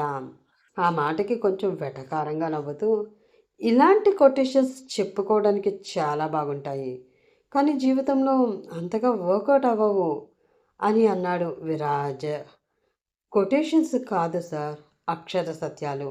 అది మీకు త్వరలోనే అర్థమవుతుంది. కానీ ఇంకేంటి విశేషాలు అంటూ మాటలు కలిపింది శ్రేష్ఠ. అలా ఇద్దరు ఒకరితో ఒకరు మాట్లాడుకుంటూ కాలాన్ని, చెయ్యవలసిన పనిని, రెండిటిని మర్చిపోయారు. అదే పని ప్రతిరోజు కొనసాగింది. ఉదయం లేవగానే గుడ్ మార్నింగ్, సాయంత్రం పడుకునే ముందు గుడ్ నైట్ చెప్పుకోకుండా వాళ్ళ రోజు గడవదు. అలా తనతో మాట్లాడుతూ ఉన్న శ్రేష్ఠ మీద ఇంకా ఇంకా ఇష్టం పెంచేసుకుంటూ ఉన్నాడు విరాజ్. శ్రేష్ఠ కూడా ఫోన్లో కృష్ణతో మాట్లాడుతూనే పక్క ఫ్లాట్లో ఉన్న విరాజ్ యోగక్షేమాలు కనుక్కుంటూ, అతనికి ఏం కావాలో చూసుకుంటూ, టైంకి అతనికి కావాల్సినవి ఏర్పాటు చేస్తూ ఉంది. ఒకరోజు అతని కోసం ఎంతో ఇష్టంగా వంట చేసి తీసుకువెళ్ళింది శ్రేష్ఠ. అంతే ఇష్టంగా ఆమె చేసిన ఫుడ్ తింటూ, నా కోసం వంట చేయాలి అన్న థాట్ నీకెలా వచ్చింది అంటూ అడిగాడు విరాజ్. ఏ భార్యకైనా తన భర్త కోసం జీవితంలో ఒక్కసారైనా వంట చెయ్యాలి అనిపిస్తుంది. నాకు కూడా అలాగే అనిపించింది అని చిన్నగా సిగ్గుపడుతూ గొనిగింది శ్రేష్ఠ. ఏంటి? ఆ మాట సరిగ్గా వినిపించకపోవడంతో మళ్ళీ అడిగాడు విరాజ్. ఆహా, ఏమీ లేదు. నాకు మా శ్రీవారి కోసం వంట చేయాలి అనిపించింది. కానీ ఆయన నాకు దగ్గరగా లేరు కదా. అందుకే ఆయన కోసం చేసిన ఫుడ్ వేస్ట్ అవ్వకూడదని మీకు పెడుతున్నా అంటూ చెప్పింది శ్రేష్ఠ. ఆ మాటతో సీరియస్గా ఆమె వైపు చూస్తూ, అంటే ఫుడ్ బయట పడేయడం ఇష్టం లేక నాకు పడేస్తున్నావు అన్నమాట, అంతేనా అంటూ కోపంగా అడిగాడు విరాజ్. అయ్యో, అలా కాదండి. ఇప్పుడు మీరున్నారు, మీకు మీ భార్య ఉంది, ఆవిడకి మీకు వంట చేసి పెట్టాలి అనిపించింది. కానీ ఆమె ఎక్కడో ఉంటే మీరు ఇంకెక్కడో ఉన్నారు. అందుకని చేయడం మానేస్తుందో చెప్పండి. మనసులో ఉన్న మిమ్మల్ని పదే పదే తలుచుకుంటూ మీకు ఇష్టమైన వెరైటీస్ అన్నీ వండి అవి ఫ్రిడ్జ్లో పెట్టి మీరు వచ్చే వరకు ఉంచడం ఇష్టం లేక ఎవరికో ఒకరికి పెడుతుంది కదా, అలానే నేను కూడా మీకు పెట్టాను అంది శ్రేష్ఠ. మంచిది. కానీ మా ఆవిడికి మొగుడు అన్నవాడు ఒకడు ఉన్నాడు అన్న ధ్యాస కూడా ఉండదు. ఇంకా వాడి కోసం వంట చేసే తీరిక ఏముంటుంది? ఒట్టి సోమరిపోతు బేరం అది. వాడుకోవడానికి డబ్బులు కావాలంటే మొగుడు కావాలి, రాత్రి పక్కలోకి మొగుడు కావాలి. అంతకు మించి దానికి మొగుడు అవసరం లేదు. వాడు తిన్నా ఉన్నా పోయినా పట్టించుకునే రకం కాదది. పళ్ళు కొరుకుతూ అన్నాడు విరాజ్. దొంగ సచ్చినోడా, నన్ను అన్ని మాటలు అంటావా? పట్టించుకోకుండానే రోజు నీ యోగక్షేమాలు చూస్తున్నానా? అయినా నేనెప్పుడు నీ పక్కన పడుకున్నానరా, పక్కలోకి నువ్వు కావాలి అని గొడవ చేయడానికి అని మనసులో అనుకుని, నిజమా సార్, మీ ఆవిడ మరీ అంత సెల్ఫిషా అంటూ అడిగింది శ్రేష్ఠ. అంతా ఎంత కాదు, భరించరానంత. ఏదో ఫస్ట్ నైట్ రోజు కొంచెం వర్క్ ఉంది, ఈరోజు కుదరదు, తర్వాత చూసుకుందామంటే ఎంత గొడవ చేసిందనుకున్నావు? నా మీద పడిపోయి ముద్దులు పెట్టేసి నా ఒళ్ళంతా తడిమేస్తూ, అబ్బబ్బబ్బా, అది చేసిన రచ్చ చెప్పలేననుకో. ఇప్పటికి కూడా సిగ్గుతో చచ్చిపోతాను అది చేసిన పనులు చెప్పాలి అంటే అంటూ మనసులో నవ్వుకుంటూ ఆమె ఫీలింగ్స్ని గమనిస్తూ అన్నాడు విరాజ్. సచ్చినోడా అని మనసులో అనుకుని, ఆమె అంత రచ్చ చేసే వరకు మీరు దూరంగా ఉన్నారు అంటే మీరు మీలో ఏమైనా ప్రాబ్లం ఉందా అంటూ అనుమానంగా అడిగింది శ్రేష్ఠ. ఆమె వైపు కొంచెం కోపంగా చూస్తూ, ఇప్పటి వరకు ఏ ప్రాబ్లం లేదు, నీకేమైనా డౌట్ ఉంటే టెస్ట్ చేసుకోవచ్చు అన్నాడు విరాజ్. నేనా అని గట్టిగా అరుస్తూ ఉండగా ఆ ఇంటి కాలింగ్ బెల్ మోగింది. దానితో ఇద్దరు అటువైపు చూడగా బెల్ ఇంకా మోగుతూ ఉంది. ఈ టైంలో ఎవరు అనుకుంటూ భోజనం ప్లేట్ నుంచి పైకి లెగ్గబోయాడు విరాజ్. అది చూసి మీరు భోజనం చెయ్యండి సార్, నేనెవరో చూసి వస్తాను అని అంటూ డోర్ దగ్గరికి వెళుతూ ఉంది శ్రేష్ఠ. వెళుతున్న ఆమె వైపు చూసి, వెళ్ళు వెళ్ళు, నీకు గట్టి షాక్ తగులుతుందిలే, దెబ్బతో ఓపెన్ అయిపోతావు, వెళ్ళు అని అనుకుంటూ హ్యాపీగా తింటూ ఉన్నాడు విరాజ్. డోర్ తీసిన శ్రేష్ఠకి ఒక అందమైన ఇంగ్లీష్ అమ్మాయి స్టైల్గా నిలబడి ఉండడం, ఆ డోర్ ముందు నిలబడి ఉండడం కనిపించింది. ఎవత్తి తెల్లగొర్రె అని మనసులో అనుకుని, hello, who are you, what do you want అని అడిగింది శ్రేష్ఠ. ఐ వాంట్ విరాజ్ అంటూ చెప్పింది ఆ ఇంగ్లీష్ పిల్ల. విరాజనా, ఇదేంటి నా మొగుడిని పేరు పెట్టి మరీ ఎంత క్లోజ్గా పిలుస్తుంది, పైగా ఎటువంటి గౌరవం లేకుండా, అసలు ఎవరిది అని ఆమె మనసులో అనుకుంటూ ఉండగా వెనక నుంచి వచ్చిన విరాజ్, అరే శాండ్రా, నువ్వా, వాట్ ఈస్ సర్ప్రైజ్ అంటూ చాలా ఎక్సైటింగ్గా ఆమెను పిలిచాడు.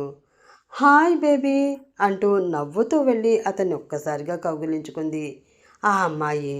అది చూసి బేబీనా అంటూ కళ్ళు పెద్దవి చేసింది శ్రేష్ఠ. ఎన్ని రోజులైపోయింది బేబీ నిన్ను చూసి, అయినా నేను ఇక్కడికి వచ్చాను అని తెలుసు కదా, మరి వెంటనే వచ్చి కలవాలి కదా, అలా కలవకుండా ఇన్ని రోజులు దూరంగా ఉండిపోయావే, తన కౌగిలిలో ఉన్నామని మరింత గట్టిగా పట్టుకుంటూ అడిగాడు విరాజ్. వాళ్ళిద్దరి వైపు చాలా కోపంగా చూస్తూ ఉంది శ్రేష్ఠ. కుదరలేదు బేబీ, ఇప్పుడు వచ్చేసాను కదా, ఇంకా ఈ రోజంతా నీతోనే ఉంటాను అంటూ అచ్చ తెలుగులో చెప్పింది ఆ ఇంగ్లీష్ అమ్మాయి. అది చూసి మరింత ఆశ్చర్యంతో నోరు కప్పలాగా తెరుచుకుని, ఈ తెల్లగొరికి తెలుగు కూడా వచ్చా అని మనసులో అనుకుని, సార్ ఎవరు తను అంటూ మొహమంతా అదొక రకంగా పెట్టుకుని అడిగింది శ్రేష్ఠ. దానితో ఆమె వైపు చూసి, తను నా ఫ్రెండ్, మేమిద్దరం ఒకే కాలేజీలో చదువుకున్నాము. సరే, నీ పని అయిపోయింది కదా, నువ్వు ఇంకా నీ ఫ్లాట్కి వెళ్ళు, ఈరోజు నైట్ అంతా నేను నా ఫ్రెండ్తో స్పెండ్ చేస్తాను అంటూ చెప్పాడు విరాజ్. ఫ్రెండ్ అంటూనే స్పెండ్ చేస్తాను అంటావేంట్రా వెధవా అని మనసులో అనుకుని, అదేంటి సార్, ఇలా రాత్రి టైంలో మీ ఫ్రెండ్ ఫ్లాట్కి రావడం ఏంటి, అది చాలా తప్పు సార్, మీకు కలవాలి అనిపిస్తే రేపు మార్నింగ్ ఎక్కడైనా కలవండి, ఎంత టైం అయినా స్పెండ్ చేయండి, అంతే తప్ప ఇలా నైట్ టైం వద్దు సార్ అంటూ చెప్పింది శ్రేష్ఠ. నైట్ అయితే ఏమవుతుంది, చెప్పాను కదా తను నాకు క్లోజ్ ఫ్రెండ్ అని, తనతో నాకు చాలా పని ఉంది, నువ్వు ముందు ఫ్లాట్కి వెళ్ళు కొంచెం విసుక్కున్నాడు విరాజ్. దాన్ని బయటికి పంపించకుండా నన్ను వెళ్ళమంటావేంటి అని మనసులో అనుకుని, ఏమవుతుంది అంటారేంటి సార్, మీ వైఫ్కి తెలిస్తే తను బాధపడుతుంది, మీ ఇద్దరి మధ్య అనవసరంగా గొడవలు వచ్చేస్తాయి, విడాకుల వరకు కూడా వెళ్ళిపోవచ్చు, నా మాట విని తనని పంపించేయండి సార్, ఇది మంచి పద్ధతి కాదు కొంచెం తడబడుతూ చెప్పింది శ్రేష్ఠ. తనకి తెలిస్తే అప్పుడు ఏం చేయాలో నేను చూసుకుంటాను, విషయం అక్కడి వరకు రాకుండా ఎలా ఆపాలో నాకు బాగా తెలుసు, కానీ నువ్వు ముందు బయలుదేరమ్మా, బయలుదేరు చిరాగ్గా మొహం పెట్టుకుని అన్నాడు విరాజ్. ఏదో రకంగా నన్ను పంపించేయాలనే చూస్తున్నాడు అని తిట్టుకుంటూ, ఎందుకు సార్ నేను వెళ్ళడం, అంటున్నారు కదా ఫ్రెండ్ అని, మీ ఫ్రెండ్ని నాకు పరిచయం చేయండి, నాకు ఫ్రెండ్ అయిపోతుంది, ఈ నైట్ అంతా మనం ముగ్గురం కూర్చుని మాట్లాడుకుందాం తింగరిగా ఒక నవ్వు నవ్వుతూ అంది శ్రేష్ఠ. ముగ్గురం కూర్చుని ప్యాక్ ఆడుకుందామా, పిచ్చి పిచ్చిగా మాట్లాడడం మానేసి ముందు నువ్వు వెళ్ళు అని అంటూ ఆమె భుజం పట్టుకుని మరి ఆ ఫ్లాట్ నుండి బయటికి తోసి డోర్ క్లోజ్ చేశాడు విరాజ్.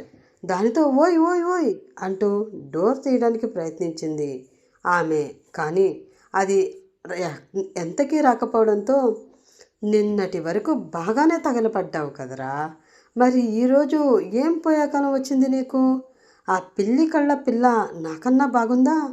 అయినా నా ముందు మరొక ఆడపిల్లని ఇంట్లో పెట్టుకుని నా మొహం మీద తలుపు వేస్తావా? నీకు ఎంత ధైర్యం అని తనకు వచ్చిన బూతులన్నీ మనసులోనే తిట్టుకుంటూ ఆ ఫ్లాట్ ముందే ఒక అరగంట అటూ ఇటూ తిరుగుతూ గడిపేసింది శ్రేష్ఠ. ఏదో తెలియని బాధ మనసంతా నిండిపోతూ ఉండడంతో లోపల జరగకూడనిది ఏదో జరిగిపోతుంది అన్న ఆలోచన మనసును కుదిపేస్తూ ఉంది.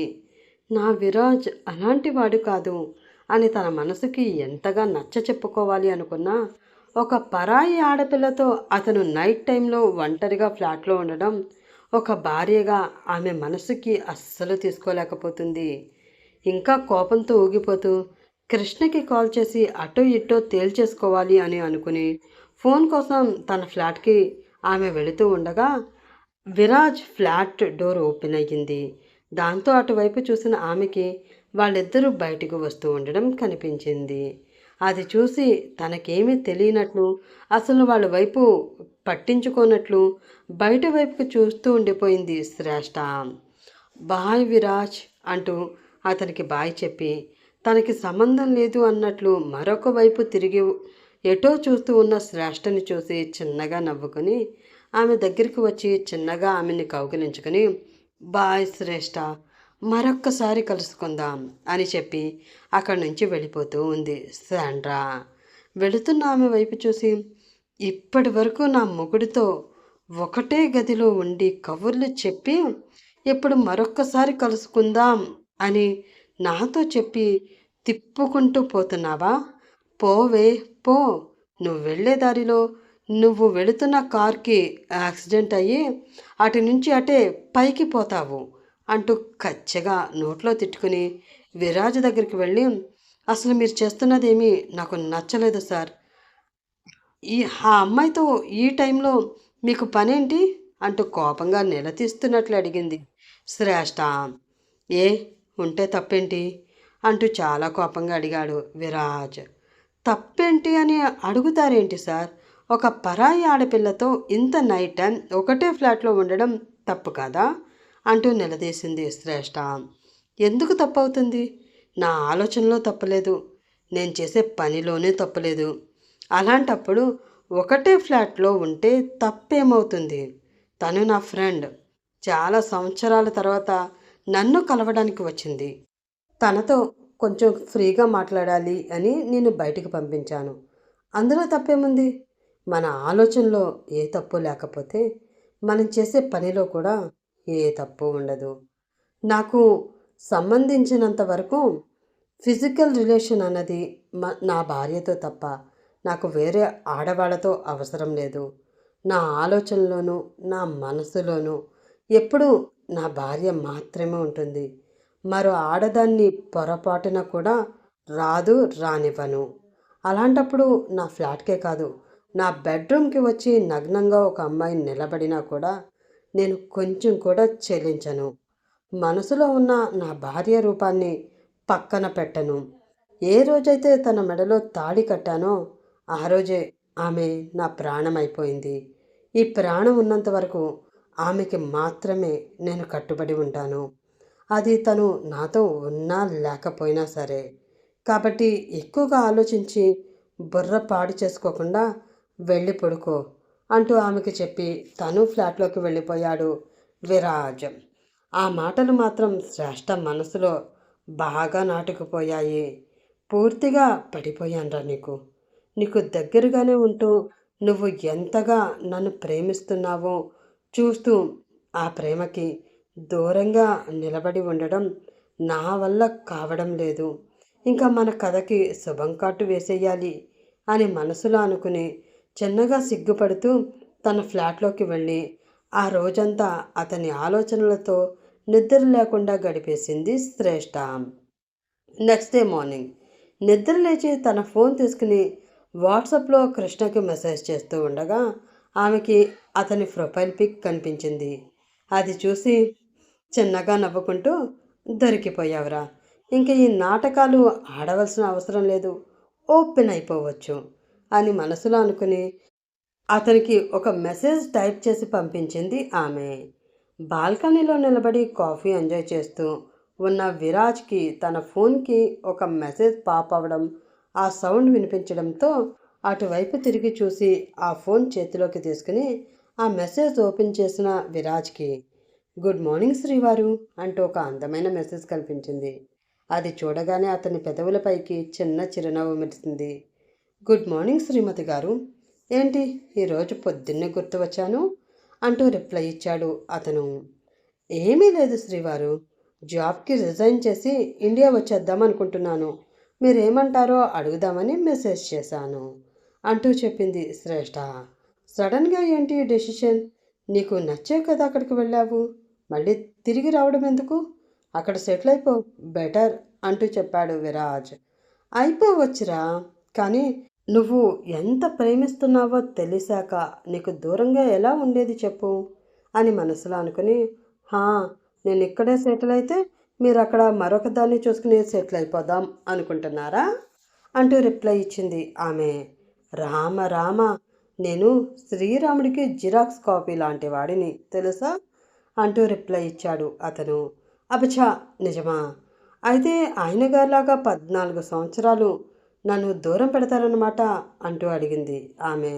నీ బోంద, 10 రోజులు కూడా దూరం పెట్టలేక కుక్క పిల్లల నీ వెనకాల వచ్చాను, అలాంటిది 14 సంవత్సరాలు దూరం పెడతానా అని మనసులో అనుకుని, నీ ఇష్టం, నీకు ఎన్ని సంవత్సరాలు నా నుంచి దూరంగా ఉండాలి అనిపిస్తే అన్ని సంవత్సరాలు ఉండు, నువ్వు వచ్చే వరకు ఎదురు చూస్తూ ఉంటాను అంటూ రిప్లై ఇచ్చాడు విరాజ్.